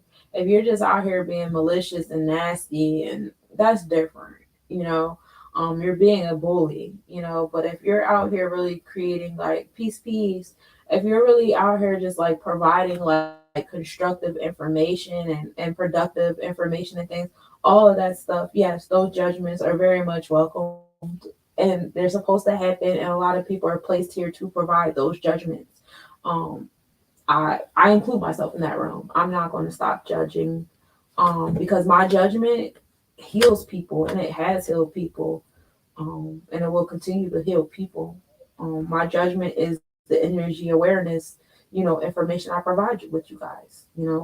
My judgment, determines what kind of information and how I present that information to you guys. My judgment determines whose energy I'm going to read, because I don't read everybody's energy, because not everybody's energy is meant for me to read, stuff like that. But yeah, your ascendant on the outside of yourself right now is really rooted in spirit. Like how aligned are you with spirit? How disciplined are you? Where is your will at? How well maintained are you? Thank you, I appreciate that. How maintained are you? All of those things are sitting on the outside of yourself, and people can see them. So if you're being messy right now and you're not tapping in the spirit, you think you could dibble dabble in this matrix and that discipline or whatever, it's going to show. It's definitely showing. People see it, and if you're wondering why, like, dang, I thought I had a good time, or I thought da da da da, what happened? What happened? They saw your spirit. People's spirits are on the outside of themselves right now. Um, the fortune at the moment is like the intersecting lines of the celestial path of the sun, the moon, as well as the rising sign. Those three lines where they all three meet is where you'll find the fortune. And right now, that one is also sitting in Arumila in the 12th house, ruled by Olukun. And so right now, the fortune is really tapping into your third eye, your crown chakra, being tapped into your spirit, learning to fine tune and maintain the balance and things of that nature in that chakra of yourself. Um, and then the first house, the house of Ogun, the Aries house of new beginnings, is sitting in your third eye and crown chakra as well, which is like a whole nother excitement in itself, because it's like, you have an opportunity now with this with Ogun sitting in your spiritual self to really like provide transformation for yourself, really transform your spirit, provide a new beginning for your spirit. Forgive yourself for all the times, you ignored your intuition, ignored your spirit, ignored the God in you, and ignored the God in others. I recently had like, an incident that occurred, and it was affecting me emotionally and mentally. And I was able to recognize the God and the souls that reached out to me was like, nah, that's not how you finna react to this. That's not how you about to do this. That's not how you about to do that. And if you're not capable of seeing when God is bringing its reflections upon you, or Allah, or the universe, or whatever you want to name, um, it's easy to dismiss those energies and be stubborn and be hard headed and be like, you know what, I'm not listening to y'all. Y'all know what y'all talking about. Like, all these people in my space, all these people in my business, all this fake energy. It would be easy to do that.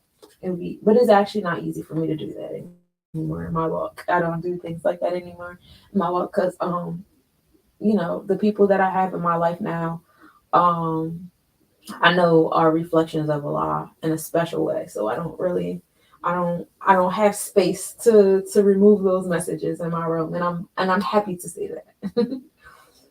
But yes, they're bringing new beginnings into your space. Your overall reading of your third eye and crown chakra is really saying like transformation is occurring in your spirit. You know, um, it's going to be triggering. It's going to be triggering to others when you tap into your spirit. People are going to go away from you because like, ew, you're being one of them. You touch crystals and you like candles. Like, oh my gosh, like, oh, you're doing that with your kids. You're eating like this. You're thinking like that. Like, you're going to be ostracized. And if you haven't already experienced your time in solitude, you will. We've all done it. I did my time in solitude for 9 years. I was by myself. And if I speak honestly, I might not have been physically by myself for the 9+ years, but I was, mentally and emotionally and spiritually by myself for even longer than 9 years.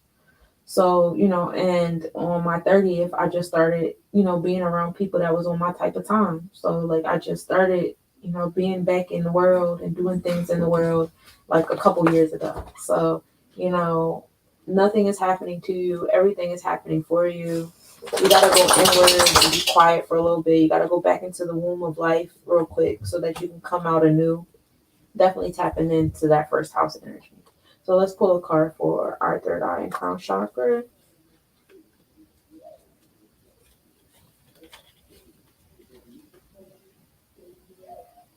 I've been pulling sevens all day, all morning. So now we got the Seven of Cups. That's because Spirit is working. The celestial workers are designing this reading. The celestial workers are designing this planetary forecast. Um, but yes, upright.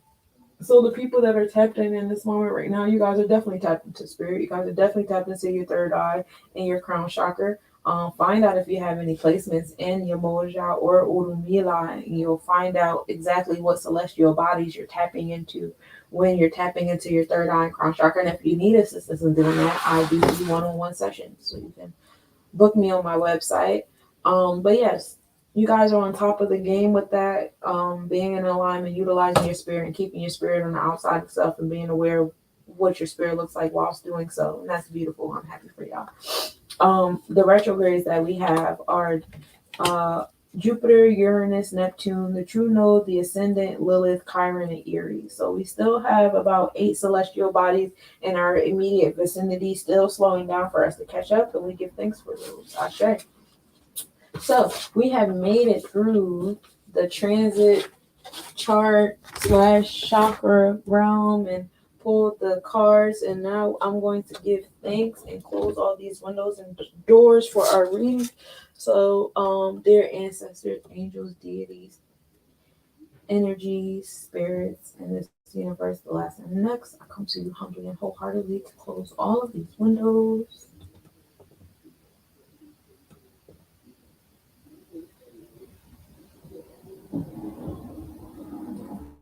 all of these doors.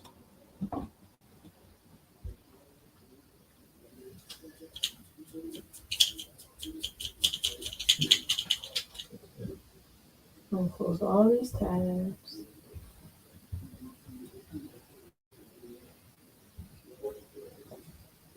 I thank you for utilizing me as the medium to give this reading and this planetary forecast. I appreciate you using me. I feel honored to be of service to you and yours. Ashe, Amen, Amen. All right, so now we can move into the second space, the second part of the planetary forecast, where I talk about a little bit more in detail because we done went over the zodiacs and the constellations of the celestial bodies. Now we're gonna go over the actual stars. All right, we're gonna go over the actual stars. What stars are our planets next to? So October 24th, which was yesterday, we were in that waning crescent moon at 2%. The moon rose at 6:15 and set at 5:53 p.m. It was in Libra zodiac energy. The sun rose at 7:19 a.m. and then set at 6:06 p.m. The International Space Station was visible at 5:26 a.m. to 5:31 a.m. The moon and Mercury were at minimal angle at 10:52 a.m. with a zero point 0.2 degree west southwest.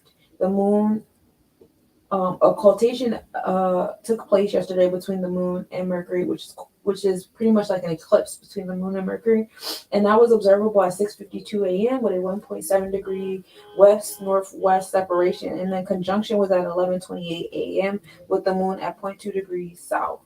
Um, the moon is speak aware conjunction yesterday as well at 3:18 p.m.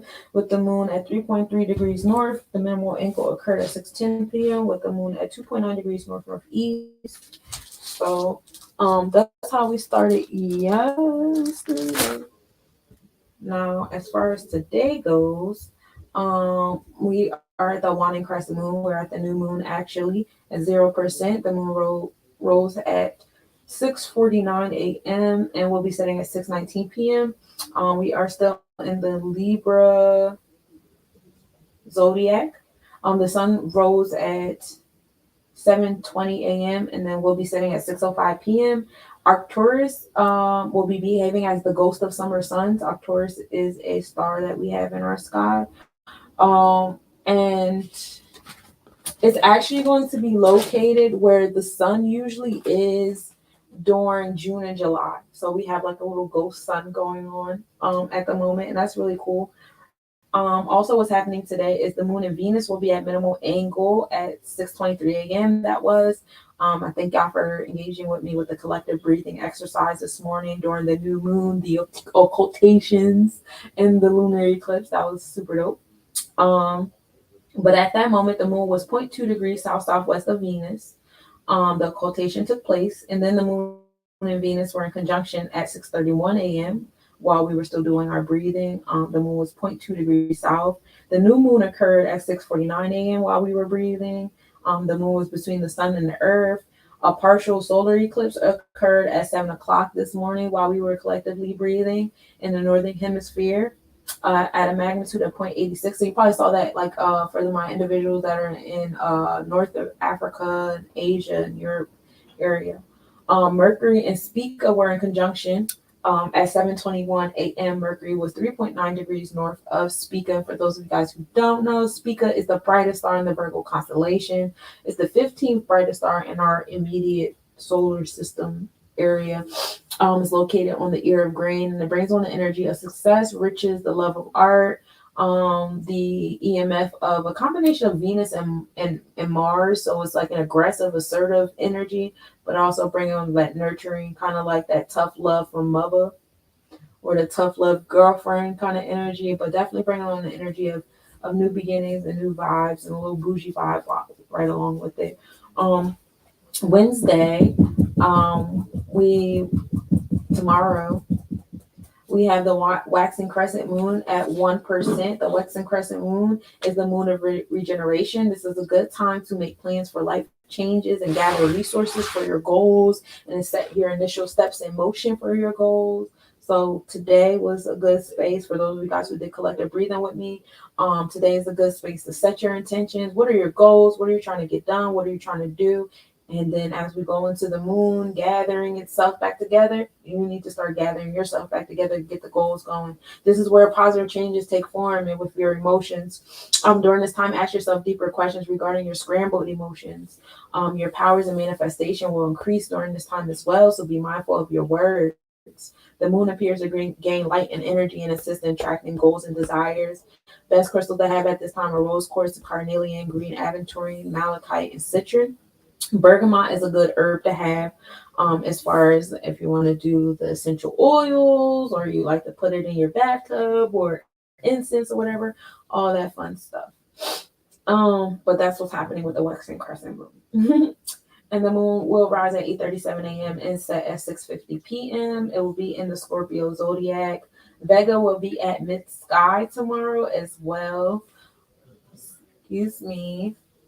The moon will be at the descending node of its orbit. The moon in Zubin al-Janubi will have minimal angular separation at 4:55 a.m. The moon will be zero point 0.7 degrees south southwest of Zubin al-Janubi. They will be in conjunction at 5:09 a.m. with the moon at 0.8 degrees south of Zubin al-Janubi. And for those of you guys who don't know, Zubin al-Janubi is part of the Libra constellation. So even though we're in the Scorpio zodiac, we're still in the Libra constellation. This brings on the energy of the southern scales of the Libra constellation. Once upon a time, it used to be a part of the southern claw of the Scorpius constellation. It gives off the energy of Saturn and Mars. So this is a very aggressive, very assertive star. Extreme. So be mindful of extreme emotions tomorrow evening or morning-ish, 4:55 in the morning. If you guys are awake, or maybe if you're dreaming, that's probably where your dream is going to take an extreme turn, and hopefully you don't wake up around that time. Otherwise, that's probably the emotion you're going to carry with you throughout the day. I pray your dreams get lighter before you rise. But yes, that would be like a very extreme, feeling or emotion, if you will. Mercury and Spica will be at minimal angle. At 6:31 a.m., Mercury will be 3.5 degrees northeast of Spica. And then the PM visibility of the moon will also begin on Wednesday, so you'll start seeing the moon again. On Thursday, we'll be at the waxing crescent moon, still, at the moon of regeneration. We'll be at 4%. The moon is going to rise at 9:53 a.m. and then set at 7:28 p.m. will be in the Scorpio zodiac energy. The comet ZTF will be fairly visible near the Corona Borealis star, and as it gets closer to the sun, its diameter will increase. So probably by like next year around this time, we'll probably be able to see that comet so much better, because as the comet gets closer to the sun, its orb gets bigger because it's dealing with that plasma, which is kind of like a really, really hot gas, and that creates like a little green orb around the comet. So it just makes it bigger, bigger, bigger. Jupiter and Difta are going to be at minimal angle on Thursday as well. That is called the Frog Star. So it's big Earth energy, being calm, slow and steady. Bringing back that energy of patience during the progressive change and tapping into the luck and wisdom of the vibe, when Jupiter and Dipta are at that minimal angle. And then the moon's monthly orbit will reach its closest point to the sun, which is called the perihelion of the moon. Is also going to occur on October 27th. The Epsilon Geminis will reach the end of their activity. That is the meteor shower coming from the Gemini constellation. The Leo Minors will also reach the end of their activity, which was the meteor shower we've been experiencing from the Leo constellation. The moon in Dashuba will have minimal angle separation at 10:25 a.m. The moon will be zero point 0.3 degrees south of Dashuba. For those of you guys who don't know, Dashuba is a star in the Scorpius constellation. It gives off the energy of Mars and Saturn. So we're still dealing with that heavy, assertive, violent, aggressive type energy from the moon at this moment. So if you guys are feeling aggressive, assertive type energy, on the inside, your emotions all over the place, all you feel is anger and rage and stuff like that, just take deep breaths. Know it's in alignment with what the moon is doing, especially my Cancer babies out there that really rely on the moon in their top 3 signs, or even in their Mercury sign. Oh, Jesus. You know, just breathe. Just breathe those couple days off. Breathe off that Wednesday and Thursday. The best visibility of Earthshine on the moon will occur just after the end of dusk. The sunlight will be reflected from the Earth to the night side of the moon. The night side appears to glow faintly, and the entire orb of the moon will be dimly visible. So it'll kind of look like a full moon is happening. It'll be like a bluish tint, if you will. The moon and Dashuba will be in conjunction at 10:33 a.m. So you might be starting the day a little aggressive. Be careful on those Dunkin' Donut lines, getting your coffee. The moon will be 0 point 0.3 degrees south of Dashuba. And then the moon in Aries will be in conjunction at 12:13 a.m. The moon will be 1.8 degrees north of Aries, which is a red and green star. So you'll probably get like a red and green tint on the moon. This is located at the heart of the Scorpius constellation and is giving off the energy of Mars and Jupiter. So we're starting to lighten up off of the challenges and the strict energy and the very harsh energy away from Saturn, but we still have that Mars warrior like assertive energy taking initiative, and we're moving into the energy of generosity and luck and wisdom. So we're starting to soften up a little bit, but we're still being warriors. We're still being on the defensive things. This is probably like a day where apologies would be in order, if you will. Or at least dialoguing about your boundaries and really having the mindset to stay firm in them, but also communicate in a productive sense instead of like defensive and violent. The moon in Graphias will have a minimal angular separation at 10:07 a.m. The moon will be 3.3 degrees south-southwest of Graphias. The smallest separation of the objects will not be visible, but you can observe them at 6:47 p.m. when their separation is 5 degrees south-southwest. And for those of you guys who don't know, Graphias is actually a star in the Scorpius constellation. It does give off the energy of Mars and Saturn. So, we lighten up. We're going to go back and forth between the lighting up and the coming back to the harshness of things. But actually, the whole morning is going to be kind of rough. We move into Aries around noon time. So around noon on Thursday, things should lighten up. So I say be in the house. Don't go outside till about 1 o'clock. And you should be fine. Yeah, because you'll be going back and forth between those stars and that Mars and Saturn, between the Mars and Jupiter. The moon in Graphias will be in conjunction at 1:18 p.m. The moon in Aries will have minimal angular separation at 12:30 a.m. At this moment, the moon will be 1.8 degrees north of Aries. The moment of the smallest separation won't be visible. You can observe it at 6:50 p.m. with a 3.9 degree west-northwest separation. So Saturday, Thursday, we're going to be in a waxing crescent moon at 9%. Not too many celestial happenings will be happening on that day. So we could just move into Saturday, the 29th. The moon will be in waxing crescent at 17%. It's going to rise at 12:18 and set at 9:14.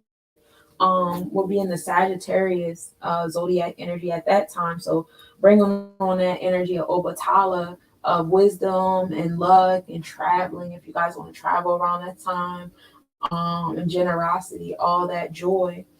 Mars will be stationary at 2:56 a.m. and then it'll begin its retrograde motion. So for those of you guys who want to join me Saturday morning, at 2:40 a.m. on Saturday morning, we can do a collective breathing for Mars going in retrograde. Ashe. The moon at 8:38 a.m. will be its smallest distance to the Earth. The moon across Borealis will have a minimal angular separation at 10:11 p.m.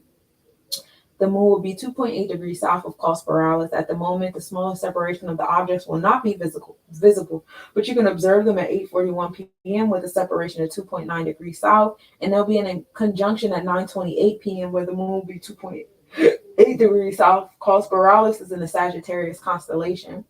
It brings on the energy of Jupiter and Mars, so we're still kind of like softening up, moving away from all that Saturn type energy, that harshness and the challenges and stuff, and then moving more towards like gaining knowledge. Like, okay, you got your ass beat. What did we learn? And just like a little fun fact, like when my mom used to beat me, she used to ask me for a hug after and then explain to me why she beat me and then tell me she loved me. So that's the vibe I get. Like Saturn is the ass whooping. Jupiter is the hug and the explanation about the ass whooping. So the beginning of this week is going to be kind of harsh in that moon energy and your internal emotions. You guys are going to be beating yourselves up a lot, please. And I'm not just speaking to y'all, I speak to myself too, because I'm going through some shit, and emotionally speaking, I am not where I want to be. I am very angry. And I just want to breathe, because it seems like I'm the only person that's angry at the moment. Everybody else is just back to their regular scheduled program, and that shit makes me even more angry. Isn't that crazy? Motherfuckers trespass you and just go to sleep just fine. The fuck? That shit makes me want to disrupt the sleep. But you can't move like that. That is, holding on to, like, trying to be somebody else's karma is not your responsibility. Holding on to grudges is just you holding on to fire, expecting it to burn somebody else, and it's not gonna do that. So a lot of that energy, hopefully, I'm not going to say hopefully, I already know, come Saturday, things are going to come to a close. Certain answers are going to come to you. You're going to get your pats on the back for sticking through all these, like, tumultuous emotional moments. Ashe. Saturday, we talked about Cos Borealis already. Now we're going to get into Sunday, which is October 30th. The moon in Albalda will be in conjunction at 10:37 a.m. The moon will be 6.7 degrees south of Albalda, and that is in the Sagittarius constellation. Oh, my bad. The moon will actually be in the Capricorn zodiac, but will still be in the Sagittarius constellation. This is the back head of the archer, and this is going to bring in harvest, gain, building, and traveler. So if you don't let your emotions eat you all up all week long, by the time Sunday comes, the gains are going to come back to the fruit. You're going to get a couple pieces of fruit from your labor. You're going to get those pats on the back that you need. We're going to end the week. The weekend is going to cool you off. The work for the weekend. just know that these strong emotions you're feeling are temporary, and the weekend is going to relieve you of a lot of things, especially your mindset, especially your heart set, and all those different things that's going on for you. The evening visibility of Orion begins, which I find so ironic because Orion just got done giving us all its meteor showers last week. The Orionids were definitely a vibe to be within. I definitely enjoyed, grounding and breathing with you all during the Orionids meteor shower. The moon and Pluto, and you know what? The energy of Orion will bring on that kind of like that rainbow after the storm kind of energy to you. Like, look, you did it. You made it. You were resilient because that's the energy of Orion, right? The resilient warrior, right? He went through all that turmoil and made it at the end. So Sunday is a day of giving thanks. Treat yourself on Sunday if you make it. The moon and Pluto will have minimal angle separation. On Sunday at 5:07 a.m., the moon will be 3 degrees south of Pluto. At the moment, the smallest separation of the objects will not be visible. You can observe them at 10:07 p.m. with the separation is 5.8 degrees southwest, and they'll be in conjunction at 4:29 a.m. and the moon will be 3.1 degrees south of Pluto. So you'll be dealing with a lot of that transformation energy, stepping back into your power, definitely. Pluto went back prograde about a week ago, over the weekend, if you will. And it just, we gave thank you guys for tapping into that collective breathing with me, but giving thanks to Pluto for slowing down for us to catch up in the transformations in our solar plexus chakra.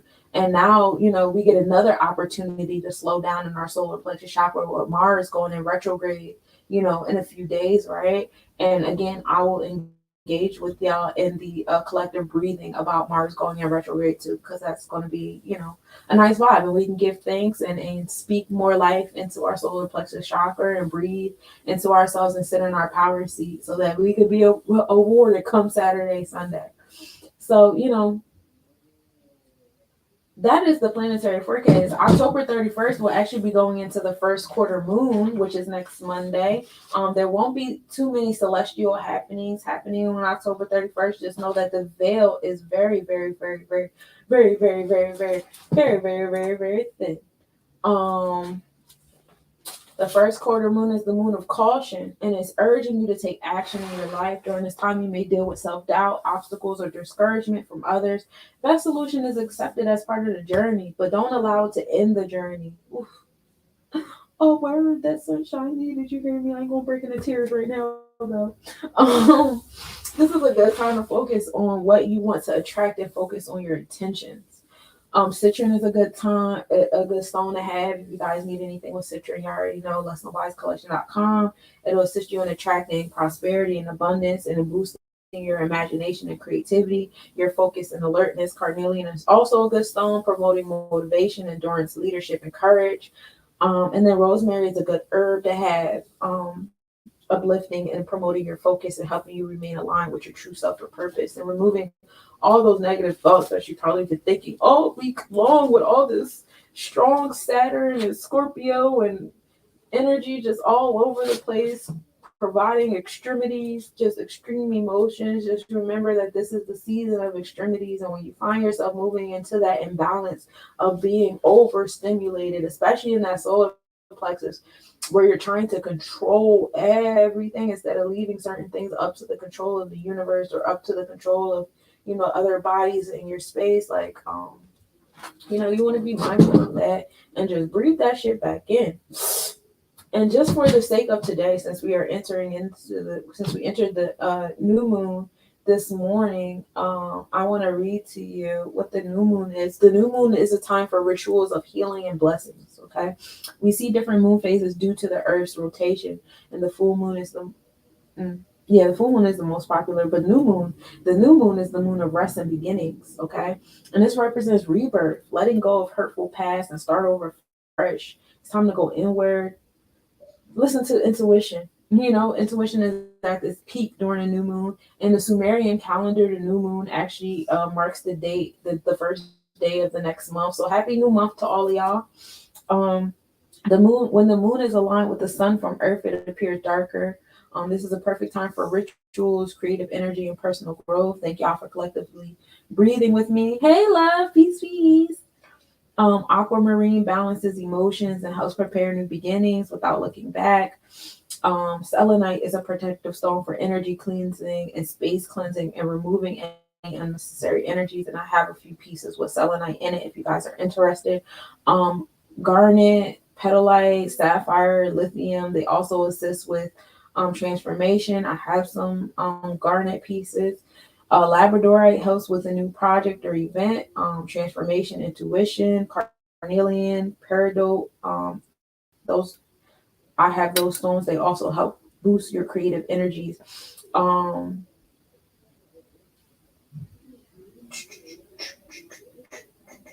Ginger is also a good herb to have, and it's warm, spicy, sweet, and it's good for grounding at the time because in this space and time we're dealing with very extreme emotions, and they're going to be all over the place because that's what Scorpio energy does. And you're going to be dealing with the challenges that Saturn is going to come to you. So I would predict that a lot of the challenges you guys are going to come across are going to be challenges with yourself. You may be your own foe this week, dealing with your own emotions, your extreme thought processes, your extreme solutions to certain things, learning, trying to cut off your nose to spite your face and stuff like that. You want to be mindful of all that energy and just know that it'll slowly come to an end, or at least a brief breather by Saturday and Sunday prior to us, coming right back into, don't forget we in Scorpio season, so we still in the energy of extremities, okay? But yeah, you definitely want to ground yourself in the space. Ginger tea is where it's at. You heard me? And then we had the partial solar eclipse at this time. So the solar eclipse is about fresh starts and manifestations. New energy and portals and energy flows are being created as transitions and changes occur. And this process may provide a surge of energy or drain you of your energy. Yesterday I was very tired. When I was sitting in the shadow of all of this, I was like so lazy yesterday. I didn't want to do anything. I couldn't even focus to do anything. I'm like, bro, what do I do about this? It took me literally like 12 hours to do my planetary forecast notes. What the fuck? But like today, waking up at 5 a.m. and doing the collective breathing with you guys and just being able to laugh at bullshit. It was very energizing for me. I appreciate that. I'm trying to just like really like rise above the cosmos and really just like take control of my emotions, because right now my emotions are really taking control of me, and I don't like the way it feels because it's not even good feelings. I'm angry. But yes, this process may provide a surge of energy or drain you of your energy. And the more empathetic you are, the more intense you're going to feel about this eclipse and about the Scorpio energy and about, all the Saturn stuff going on. So make decisions and changes at this time. And it's the best time to make goals and lists and vision boards. And that's the solar eclipse that we experienced this time. This is a time of shedding old and unnecessary habits, attachments, beliefs. These changes can be obsolete or monumental depending on where you are in your path and what needs to be changed to move forward. It is a good time to go inward and do spiritual cleaning and growth acceptance. And best time to recharge and reprogram crystals, which I did, and I'm very happy about. And the best stones to have around this time are rose quartz, clear calcite, silver, amethyst, black tourmaline, and shungite are good. All of those are very, very good. And I do have some on my website, lessnobody'scollection.com. So yes, thank you guys so much for tapping into this week's planetary forecast. This one was a really good one. I felt like Spirit was talking to me the majority of the time. I'm going to work on my emotions. I'm going to work on getting out of my own way. I did want to end that pattern of quitting my business to get a job when things get hard or my feelings get hurt or whatever. And, it's so crazy that the moment that the sun entered Scorpio this weekend, I just literally started getting hit. Shit just started going left real quick. Like, bitch, what you finna do? And I fell for it. And that wasn't nothing but like, and it's so crazy, it was alcohol involved, and we already know that leaves a body open for possession and spiritual possession. So that wasn't nothing but a spirit trying to come for me and trying to challenge me on repeating or not repeating this pattern that I have, and almost won. I appreciate all the bodies that the universe sent me yesterday to give me words of wisdom, of strength, of encouragement, because I definitely used that shit this morning when I did my breaths. We're going to keep moving forward. And if y'all need any type of counseling, guidance on your natal charts in alignment with the transit charts, with y'all chakras or the astrocartography of everything, please, please, please do not hesitate to reach out. I do have 22-minute sessions for free. I have 88-minute sessions for $33 at the moment. So like, I'm here I can do those things. I have a whole bunch of courses happening this month. And you know what? We're going to stick to them shits. You know? I got my herbal course. I got my Forex course.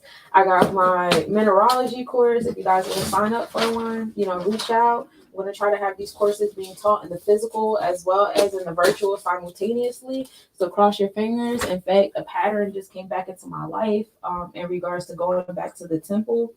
And you know what? Every time, all the other times I kept denying this pattern, I think this time I'm going to indulge and see where it takes me. So that's what I have for y'all. Thank y'all for tuning in. Thank you for the comments. Hey, Denny, I miss you, sis. I gotta come back and see you. Thank you so much for tapping in. Thank you for tapping in, Steph. You are loved, and I hope you got the message that you needed. You guys are so amazing. Please enjoy this week. Enjoy all this energy, and I'll be meditating with you guys later on this week when Mars goes in retrograde. So set your alarms. I forget what day I said it was happening. Hold on. Let me confirm the date with y'all, and then I'm really gonna let y'all go. Okay, so Saturday. Saturday we will be coming together for a collective breathing for Mars going in retrograde. Cool. All right. Peace, y'all.